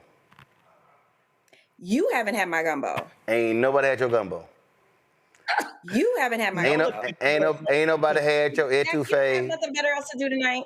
Ain't nobody had your etouffee. Ain't nobody had your jambalaya. We talk about white people. ain't nobody had your beignets. Ain't nobody had black on black crime. What? Right. What is this? No, ain't nobody had your fried chicken. Ain't nobody had your bread pudding. Stop it. And nobody meaning him. Nola, you know doggone well you are the DoorDash Uber Eats queen. Stop it. I am not. Who told you that lie? Anyway, I am just sick and tired of, Lord, these people getting on my nerves. Do y'all understand that if black people, Latino people, and Asian people just got up and left America, white folks wouldn't know how to dance. They wouldn't know. They wouldn't have no food to eat. They wouldn't know how to dress. It kills me. It kills me, Reese, how they really act like they have not benefited from diversity. Well, they know they have, but you just got people who just a little salty because they ain't got the seasoning, they ain't got the swag that we have. To be honest, though, they got their own little world. Cause I couldn't name 3 country bands outside of Beyonce, Shabuzi and like Tanner and I know the black ones. I don't know none of the white ones like that, you know. So they have their own stuff. I don't know why they gotta be mad that other people have stuff too. Because they got their own stuff. They got heavy metal and shit. They got mostly country. So what's the problem? I don't understand people who have everything always so mad that somebody else get a little bit of piece of the pie. Right. I mean, I I understand it. You know, and I don't think I did anything on this here. I don't think I did anything on this here. But did y'all know that them white folks got so mad at Beyonce that they changed the damn Grammy category? Mm-hmm. Did y'all know that? Oh, I do remember that. Mm-hmm. I mean, they got so mad that, Lou Alcindor, also Kareem Abdul-Jabbar, dominated basketball so much they outlawed dunking. And now you can't dunk. You can't dunk. So these folk here got so upset that they just changed the rule. Matter of fact, this is an article in the Hollywood Reporter. How the Grammys' new Beyonce rule is polarizing country music. What they say right here, what they did was the Academy says the change will award modern country while still giving a chance to recognize sub-genres like Americana. In June, Recording Academy CEO Harvey Mason Jr. insisted the proposal to bifurcate country into two categories had been submitted well before Beyonce's win, and that country stakeholders had brought this proposal forward several times in the past. The community of people making country music in all different subgenres came to us with the proposal and said they wanted more variety in how their music is honored. It makes country parallel with what's happening in other genres, but it's also creating space for where this genre is going. Now, Harvey black, but Harvey know what they did. They like, y'all keep having them Beyonce doing country music. Y'all see Neo dropped a new country song? It don't really sound country. It sound really more R&B. But he did put a black cowboy hat on, so I guess he called it country. Well, you threw a cowboy hat on out of nowhere. I had to rewind it like, did Roland have his cowboy hat on the whole show? Oh, baby, I came here with Well, at least he's from that part of the world. I think a cowboy hat look good. I need one because my head is big, so I need to get a cowboy hat that can fit my head. Oh, baby, I came here with it. So, I got about 25, so... Roland. Let me hold one. I came here with it. See, I don't wear them trucker hats like Nola, but here's a perfect example that they so mad at black people. Shit, we gonna change the damn category. We gonna change the category. You must be that bitch for them to do that though. Like that's power. Yeah, it is. I mean, these people literally. With that press. They literally are upset. They mad. It's like, damn it, we gonna change the category because we just can't handle y'all winning. I'm like, man, y'all come on. I love it. Y'all come on. Sounds like DEI. Right. No, sound like a quota. Mm-hmm. Sound like a quota. Sounds like we can't win nothing on our own merits. And remember, she said in her acceptance speech, I think sometimes genre is a code word to keep us in our place as artists. And I just want to encourage people to do what they're passionate about and stay persistent. Now, y'all need to understand, which is why I think this is hilarious, because the reality, and again, this is the article that is in the Hollywood Reporter. And let me go ahead and say this. No, going back. Let me just say this here. I know y'all love y'all some Trish Yearwood and the rest of them, but that black woman from Houston is sexy as hell in a cowboy hat. That's what y'all really mad about. What y'all really mad about them outfits when she had on Cowboy Carter, because y'all know y'all ain't got nobody in y'all entire grouping fine as her. Y'all know that. Y'all know that. That's why y'all mad. They hot, Zachary, because she wear the hell out them chaps. Mm-hmm. That's why they mad. Black parade. That's why they mad. ain't never had and never will had. That's why Aaron Rodgers left her. They mad. Well, that's not really why he left her. I mean, you know. See, because here's what they really said. Damn it, we used to have tennis. We had tennis, but it was Serena and Venus. Shit, we had golf. Here come that damn Tiger. Shit, we had ice hockey. No, you actually didn't have ice hockey because, as Dick Gregory broke down, the Stanley Cup actually came from black people playing hockey in Canada. See, so y'all can't even claim that. So they were just sitting here saying, all we had left was country music. Country. Oh, the last thing, we had the Oak Ridge Boys. We had us Lee Greenwood. Oh, we had us Shania. We got all that. It's killing them.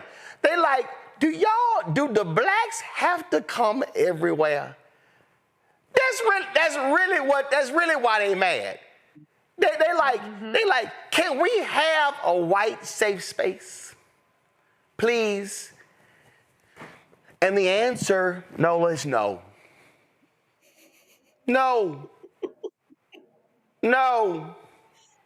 Because they know wherever black folks show up, the seasoning will be with us.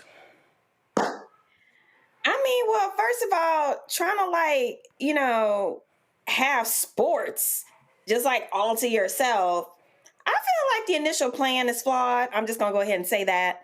But have all the spaces that you want, because I know I am happy in my black spaces when I need to, just kind of just do me. So have all the white spaces you want to have. That actually does not bother me. But when we are talking about public events, public goods,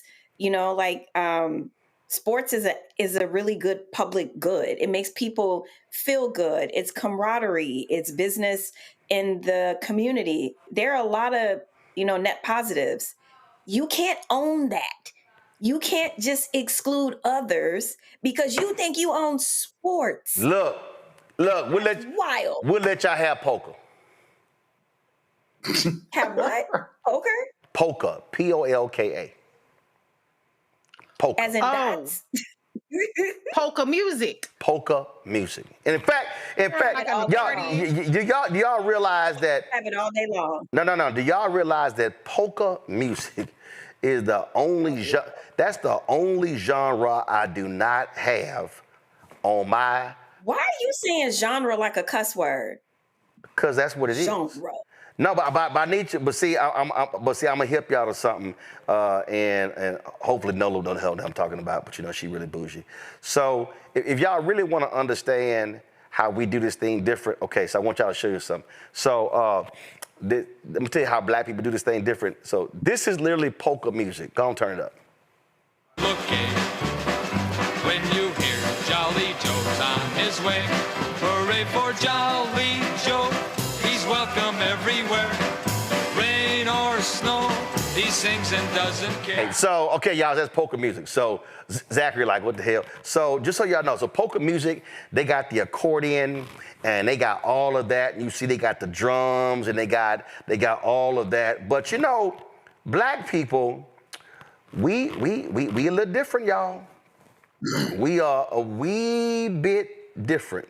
Cause see, are you about to play Zydeco? No. See, when y'all need to understand. They sit here and they play their little music, and they got their little music, and they like, okay, cool. I'm doing this here. No, we a little different, y'all. We a little different. Cause see, when we take them same instruments and we do it like this.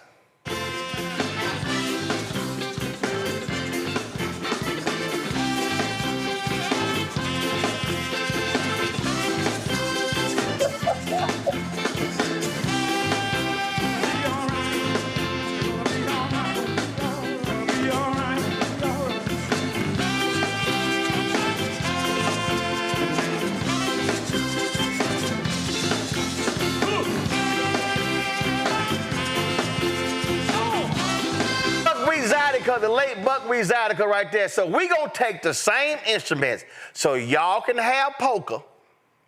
We gonna call that thing zydeco. So we gonna take the same instruments, but like I told y'all, we gonna have some seasoning. I'm just saying. All right. So Grammys, y'all can change your little category. Y'all can have the little modern, traditional, boring ass, twangy, whatever. But you know what's gonna happen. It's a whole bunch of people coming behind Shabuzi and Beyonce. Y'all know Kane Brown gonna be coming for them country wars next year. And y'all know Raina gonna be coming for it. So and like I say, my man October London, his alter ego is Sam Nash. Man, y'all better ask somebody. That's gonna be happening as well. So I'm just loving all of these folk. I'm loving these white MAGA folk who like, man, can we get away from these people? Can we get away? No, y'all can't get away. So you know what? I'm just gonna go ahead and do this here. October London's my homeboy. So we're gonna go to commercial break, y'all, with October London's alter ego, country singer Sam Nash. Y'all know he's going on tour. Take it to the break. I'll be right back.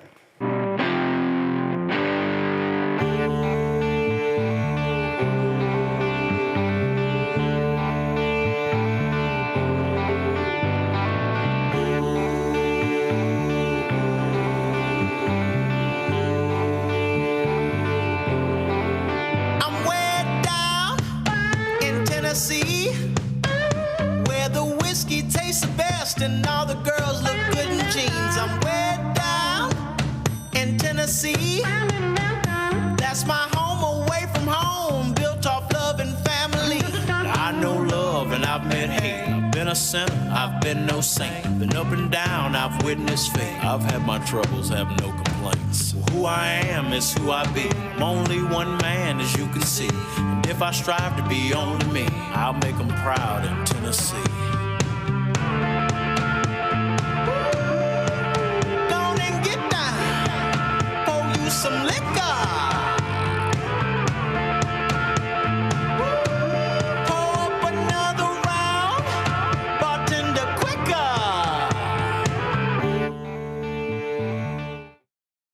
Side of change. We are talking about our star, our luminary, our guide, Assata Shakur, who recently passed away in Cuba. We're going to unpack her legacy. I refuse to allow Assata's legacy to die before children that aren't even born. Like our babies that aren't even born must know her and must know her. And that roadmap is going to get us closer to liberation. You're watching The Other Side of Change only on the Black Star Network. I'm Russell L. Honoré, Lieutenant General, United States Army retired, and you're watching Roland Martin Unfiltered.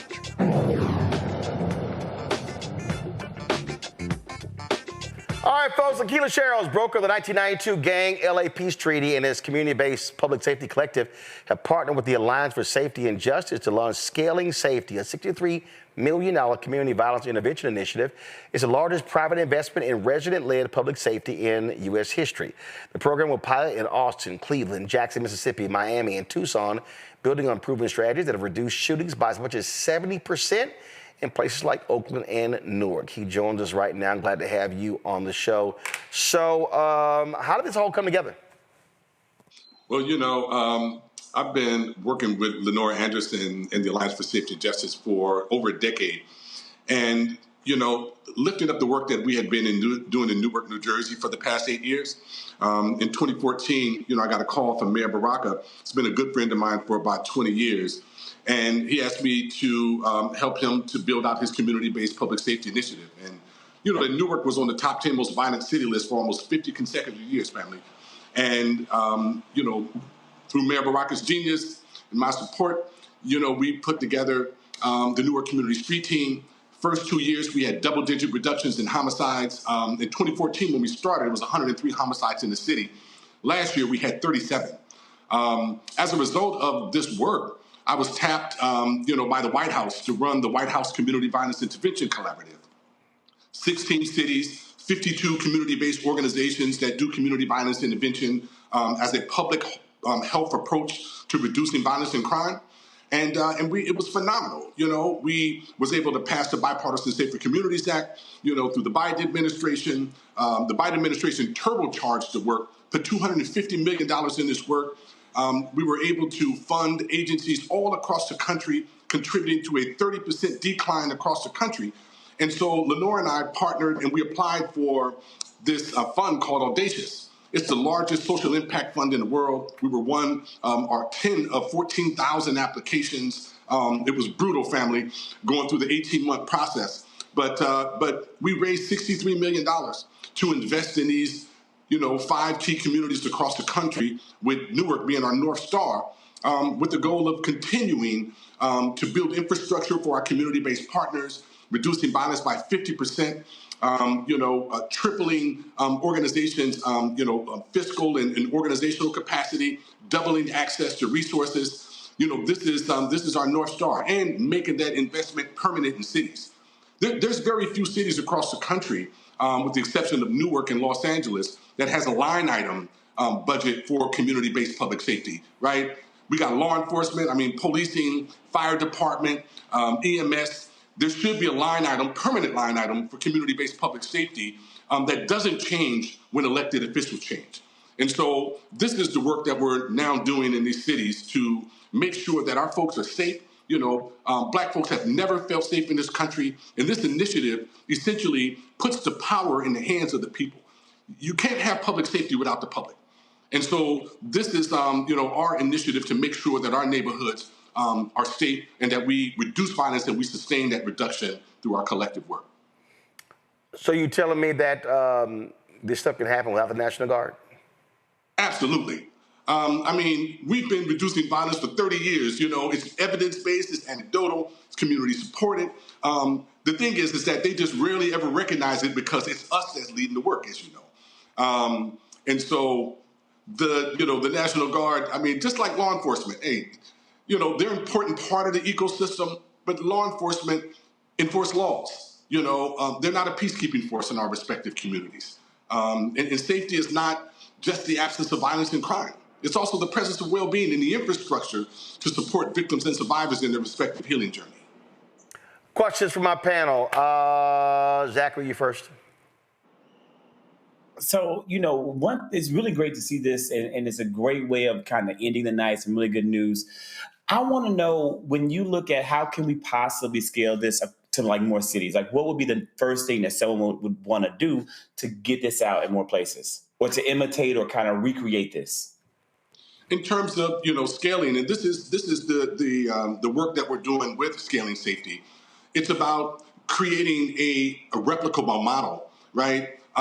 Investing in community-based infrastructure. So one of the first things that we have to do is we have to assess the impact of the organizations. We have to provide technical assistance support to make sure that these agencies have the proper funding, the back office infrastructure, in terms of being able to manage dollars. One of the things that we learned when we did the White House initiative was that 3/4 of our organizations couldn't even accept dollars, family. They couldn't absorb the investment. And then also in terms of data and research, right? So many of our organizations, these individuals are doing phenomenal work on the ground in the cities, but because they don't have data infrastructure and evaluation infrastructure, law enforcement consistently takes credit for their work. And so we're putting all of those pieces in place with organizations so that they can sustain their work. And then we have agencies like the Newark Community Street Team in Newark, New Jersey, that we can do peer exchanges. We take folks to see what a well-functioning ecosystem looks like, right? High-risk intervention is doing intervention in mediating conflicts, safe passage around our schools, trauma recovery centers, hospital-based violence intervention, outreach work and case management. All of these systems need to work in coordination in order to reduce and sustain violence. And again, law enforcement has a role, but community is first. Reese. Thank you for the work that you do. What just struck me about that is the breadth and range of ways that you all implement violence interruption and public safety measures that don't involve the police, even though obviously they have some role. we see that people just want a one size fits all and a quick fix. Can you talk a little bit about kind of the time frame that you saw changes? Because I know people are impatient when they see like this person was carjacked or this person's home was broken in. Can you give people a sense of how long does it take to start to see tangible change from these different approaches? Yes. So one of the things that we did, like, and I'll utilize Newark as an example. You know, violence is not it's not across the whole city. You know, in the city of Newark, violence was concentrated in only about 20% of the city, in the South Ward and the West Ward. Sometimes when you tamp down the violence in the South, you know, people move over into the West and vice versa. It goes back and forth. And so one of the things that you have to do is you have to put, you have to hire the residents from the neighborhood, right? You hire the local credible messengers, the ex-gang members, the ex-convicts, the ex-drug dealers, those who have real credibility in the neighborhood that used to be a part of the get down, who changed their life and they have atoned, and then, you train them. We don't put anybody out in the field who hasn't been trained. We have an organization that we work with, the Professional Community Intervention Training Institute. We train folks in conflict resolution, mediation, and de-escalation strategies. Then we deploy them in key parts of their neighborhood and ask them to utilize your relationship capital to intervene and mediate conflicts to peaceful resolve.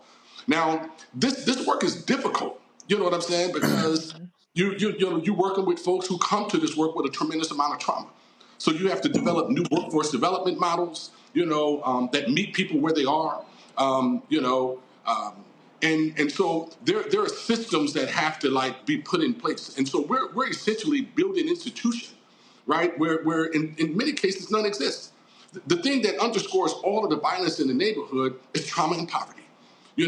So if you incentivize peace, if you pay individuals, right, to come to the table, to be trained and to utilize your relationship capital, and then you provide trauma recovery services to address some of those angst that sometimes prevents us from getting out of our own way to access our destiny force and our life purpose.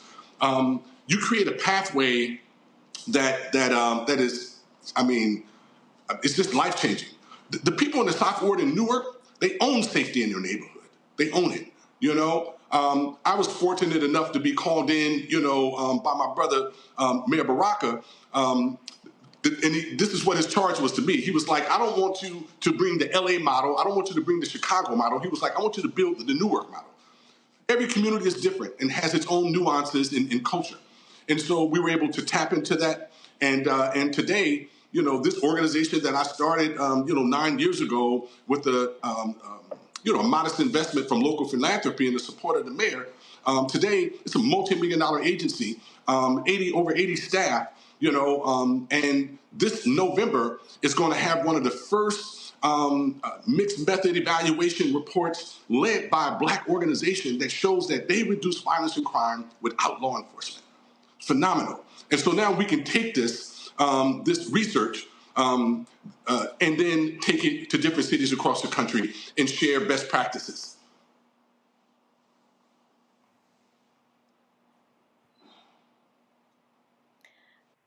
This work sounds amazing, and I will be so excited to see the data once you get it.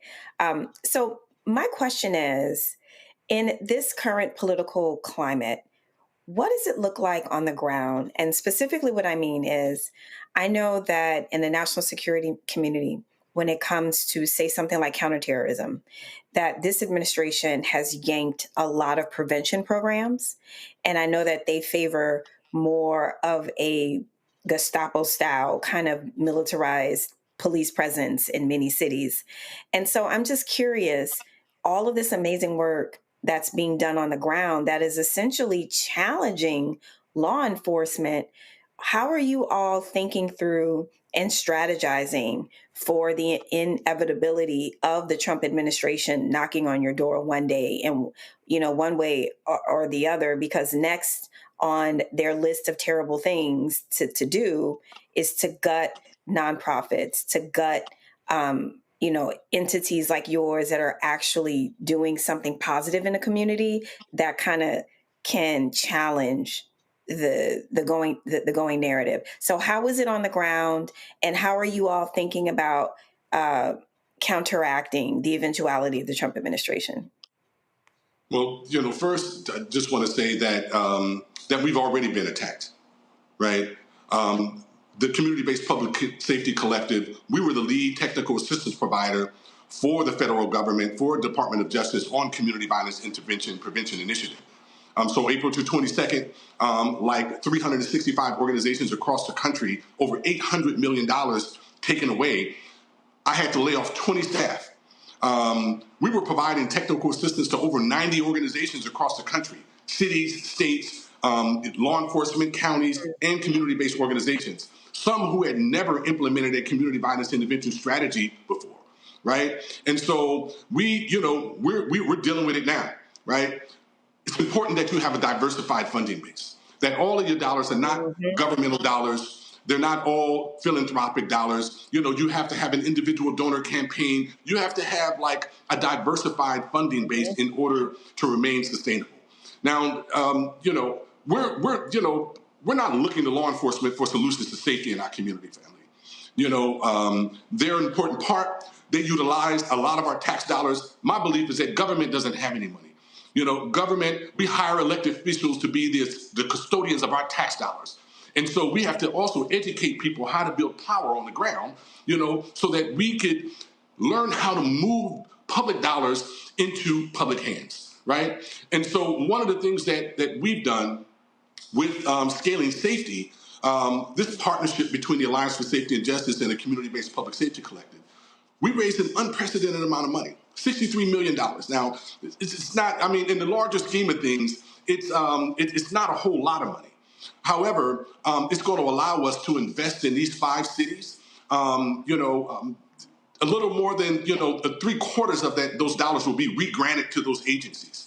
So, and it's about kind of preserving the wins, that we've already created as a part of, the Bipartisan Safer Communities Act, and some of the work that we've done through Civic. So, and then many of our philanthropies across the country has been stepping up.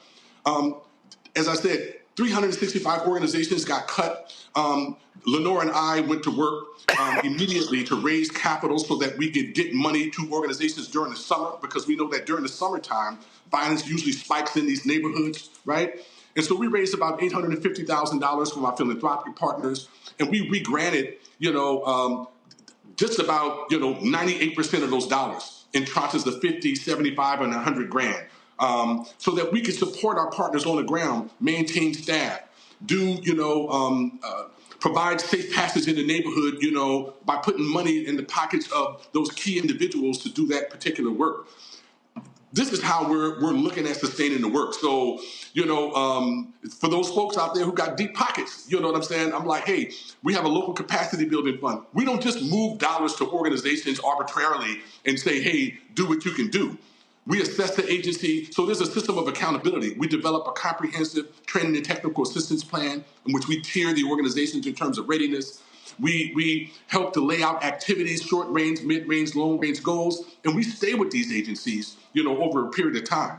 And so, we're really fortunate. As I said, we've been in this work for 30 plus years. Our reputation is stellar. And so, we're continuing to raise philanthropic dollars. We're working with cities and states and counties because, the feds right now are, doing all types of funny stuff with our bread. But that's temporary. The pendulum swings to the right, and then, it comes right back and swings to the left. And so when they get finished doing all of the crazy stuff, we're going to be right there to put our whole hand and wrist in the pockets, of government to make sure that we get our money. All right, Akila, if folks want more information, where do they go? They go to scalingsafety.com, and, you can learn about the initiative. You can also go to each one of our respective websites, the Alliance for Safety and Justice.com or our CVPScollective.org, and learn more about our collective work. All right, Ben. Well, I appreciate it, sir. Thanks a lot. Appreciate you, brother. Thank you. All right, then. Let me thank Nola, Reese, Zachary had to bounce. I appreciate y'all being on today's show. Thank you so very much. I'm going to close the show out, y'all. So, you know, sometimes when you sit here dealing with your little nieces and nephews, they always got stuff to say. So I was riding in the car with my niece, Raquel, and the subject of speeches came up, and she actually thought she was going to start negotiating with me, like about a referral fee. I just want to give y'all a taste of some of this crazy stuff I got to deal with when it comes to these little chillin'. Okay, y'all listen to this conversation. Let me tell y'all what this little turd told me. So I told her point blank. I'm the turd. I said, if somebody, folk be trying to get me due for free, I said, you need to let them know what my fee is. No. She gonna sit here and say she get a cut. She gonna say she get a cut. He's not even. She talking about I'm the middleman, so I need to get a finder's fee if anything results from that. He's not even telling y'all the whole story.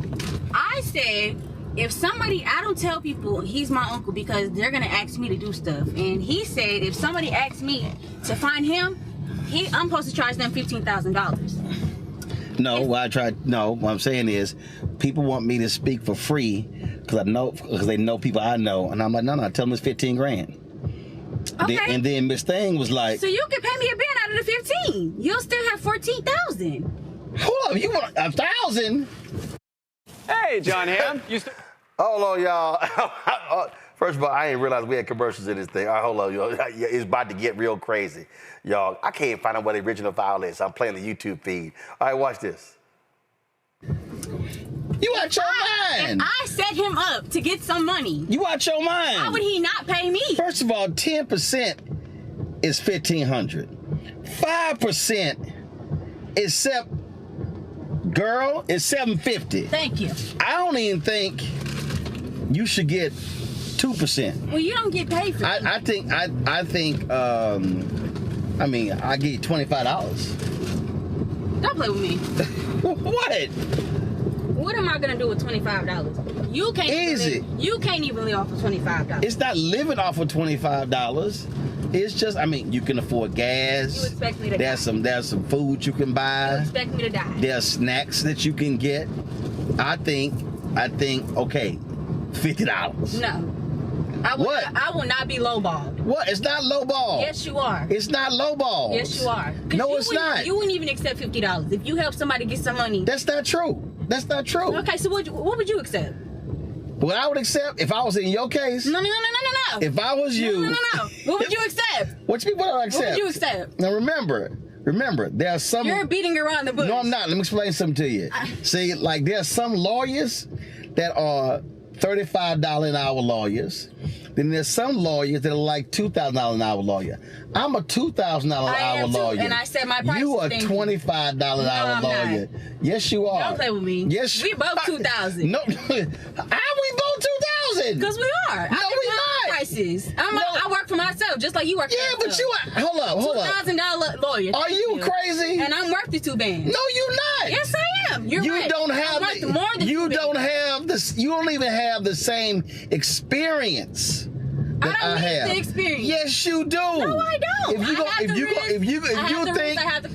think you have the what? I have the charisma. I have the looks. Baby, hold up. Charisma and looks, that don't mean nothing. That don't mean nothing. I'm the whole entire package. Hold up. How you the package? What you mean? You see this big? You not the package. You see the material. You not the package. Okay. You not the package. Okay.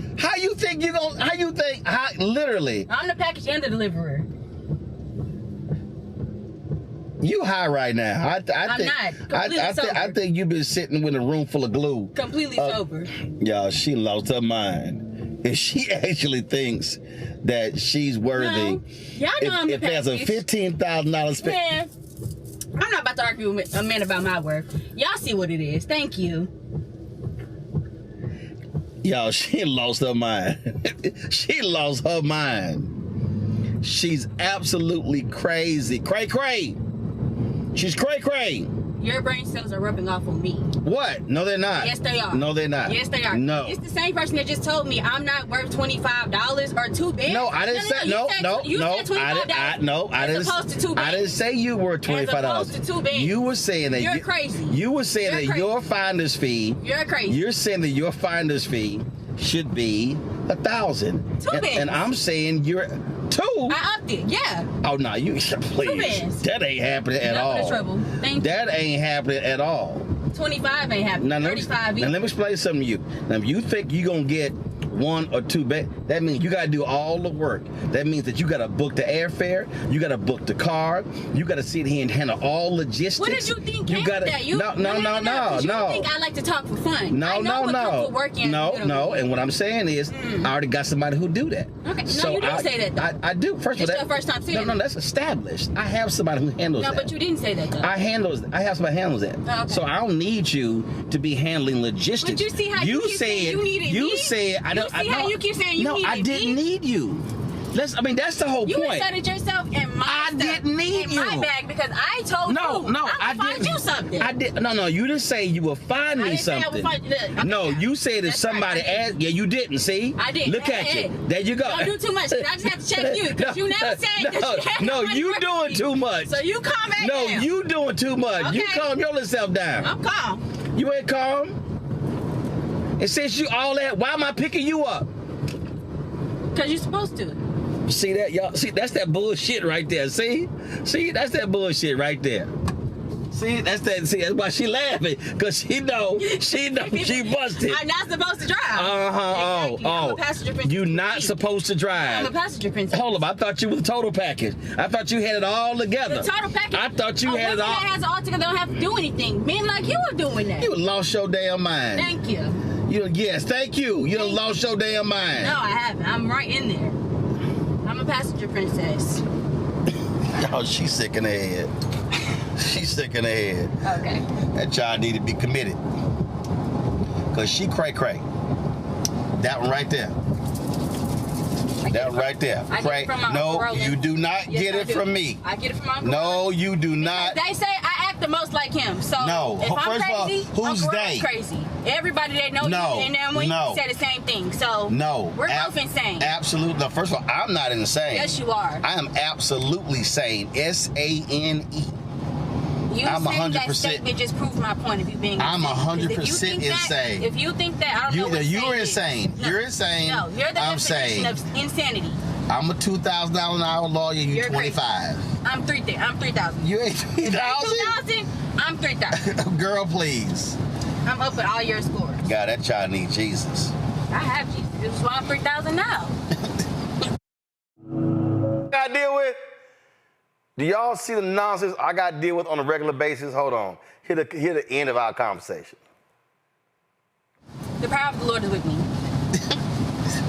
Okay, I'm done because she done lost her mind.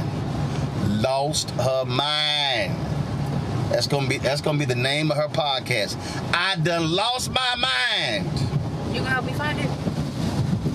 Absolutely not. Because you don't have a mind to help me find it. Oh no, darling, I have a mind. I'm telling y'all. First of all, there ain't nothing but brilliance here. Oh God, I don't even know why I got you started. Ain't nothing but sheer brilliance here. Oh God. Let's just be real clear. Everybody know that. Everybody know that. Okay, well when you get, I mean, this like genius level. Oh. You know, I mean, I don't know what's happening over there. I don't know. You see me. Yes, Thank you. I see you riding. If I call you my chauffeur, you're gonna be mad. Yeah. If I call you my chauffeur, you're gonna be mad. Nah, you don't sit front seat calling somebody no damn chauffeur. Yes, I am. Personal chauffeur. Can y'all afford that? No, I don't think so. Thank you. I'm done with this little shit. Her sister's little turd 1A. She little turd 1B since they twins. All right, y'all. I gotta go. I gotta sit here And focus on the road. be somebody's damn Uber. And focus on the road. Yeah, whatever. Because my driver will be getting 1 stars for this. And matter of fact, for this distance driving way the hell over here, past where I grew up, this is at least a $70 Uber. So now you owe me money. Okay. Now you owe me money. How would you like your payment? Easy. I want cash. Boy, and amazing how we lost our. It's like we lost our tongue, huh? As for that money, they stopped talking. I don't carry cash. I'm a woman. Okay, I told we done. Bye, whatever. Do y'all see the bullshit I got to deal with? Do y'all now understand the nonsense I have to deal with on a regular basis? These badass kids. Man. All right, y'all. That's it for us. If y'all want to support the work that we do, some of y'all, wait a minute. I see y'all in the comments. Y'all are cracking me up. Let's see here. Somebody said, yeah, Passenger Princess. Passenger Princess. Yeah, she actually called herself Passenger Princess. I'm telling y'all, the girl, she lost her mind. Then somebody said her price keep going up. Right! Her price keep going up. I'm like, you ain't done nothing. All right, y'all. Support the work that we do here, right here on Roland Martin Unfiltered, the Black Star Network. If you want to join our Bring the Fun fan club, our goal is to get 20,000 of our fans contributing on average $50 each a year. That's $4.19 a month, 13 cents a day. Y'all can do so. If you want to use cash, Cash App, you just strike the QR code. You see it right here, bottom left-hand corner. That's for Cash App. PayPal's R Martin Unfiltered, Venmo's RM Unfiltered, Zelle, Roland at RolandSMartin.com, Roland at RolandMartinUnfiltered.com. Check some money order, make it payable to Roland Martin Unfiltered. P.O. Box 57196, Washington, D.C. 2003 7-0196. Y'all YouTube people, hurry the hell up. Hit the doggone like button. We could easily be at 2,000 likes. Just need 600. Y'all hurry, hit the damn button. Y'all over here chatting, hit the doggone button. Again, check some money orders, make it payable to Roland Martin Unfiltered, P.O. Box 57196, Washington, D.C. 2003 7-0196. Hey, download the Black Star Network app, Apple phone, Android phone, Apple TV, Android TV, Roku, Amazon Fire TV, Xbox One, Samsung Smart TV. Be sure to get a copy of my book, White Fear. At the Browning of America, making white folks lose their minds. Available at bookstores nationwide. You want us to get our Black Star Network gear, please do so by going to shopblackstarnetwork.com. That's right, you can go ahead and get you a t-shirt, a sweatshirt, like the one I have right here. You see me rocking this sweatshirt. That's right, the crew neck right here. Don't blame me, I voted for the black woman. Y'all can get this as a t-shirt or as a sweatshirt. It don't matter. Just go to shopblackstarnetwork.com. No, we don't have the cowboy hats on there. You're gonna go get you a Stetson. So if you want to support our black-owned products, you see all these to my left. I mean, we got black. Let's see here. We got black tissue. Y'all can y'all? Black tissue, we got black toilet paper. We got this is the Nicole R. Parker hats and headbands. We got relishes down here, sauces. We got skincare products. We got car wash items. We got all kinds of crossword puzzles. I mean, we got backpacks, all kind of stuff. These are all black-owned companies. Go to shopblackstarnetwork.com. Shopblackstarnetwork.com. Now, if you want to, that's right. Again, Shop Black Star Network. Come on, scroll. Come on, scroll. Stop showing the graphic. Scroll. Thank you. Show the products. ShopBlackStarNetwork.com. That's the products right there. Don't forget, you want to listen to our audio podcast, iHeartRadio Network. We work with them. You can check, of course, we're on all the platforms, Spotify, Apple Music, Amazon Music, iHeartRadio, all that good stuff. Support fan base. That's right. Download the app. Fan base. If you also want to be an investor, they've raised $13.2 million. Go to startengine.com/fan base. Upcoming, they're gonna have a fan base marathon. We'll be streaming it right here. And of course, I told you about the Tribe. We had the co-founders on today's show. They are a Chicago-based website. It's right here. You can join their newsletter. You can also make a contribution to them as well. So when you click that button right here, you see right here, boom, where you can help build the Tribe Fund. You can be a monthly donor or annual donor to the newsletter, or you just want to make a contribution, you can do it right here with credit cards as well, or Apple Pay. So please support local Black-owned media, support, of course, national Black-owned media. All of that absolutely matters. All right, y'all. Man, I got to go. I'll see y'all tomorrow, right here, Roland Martin Unfiltered on the Black Star Network.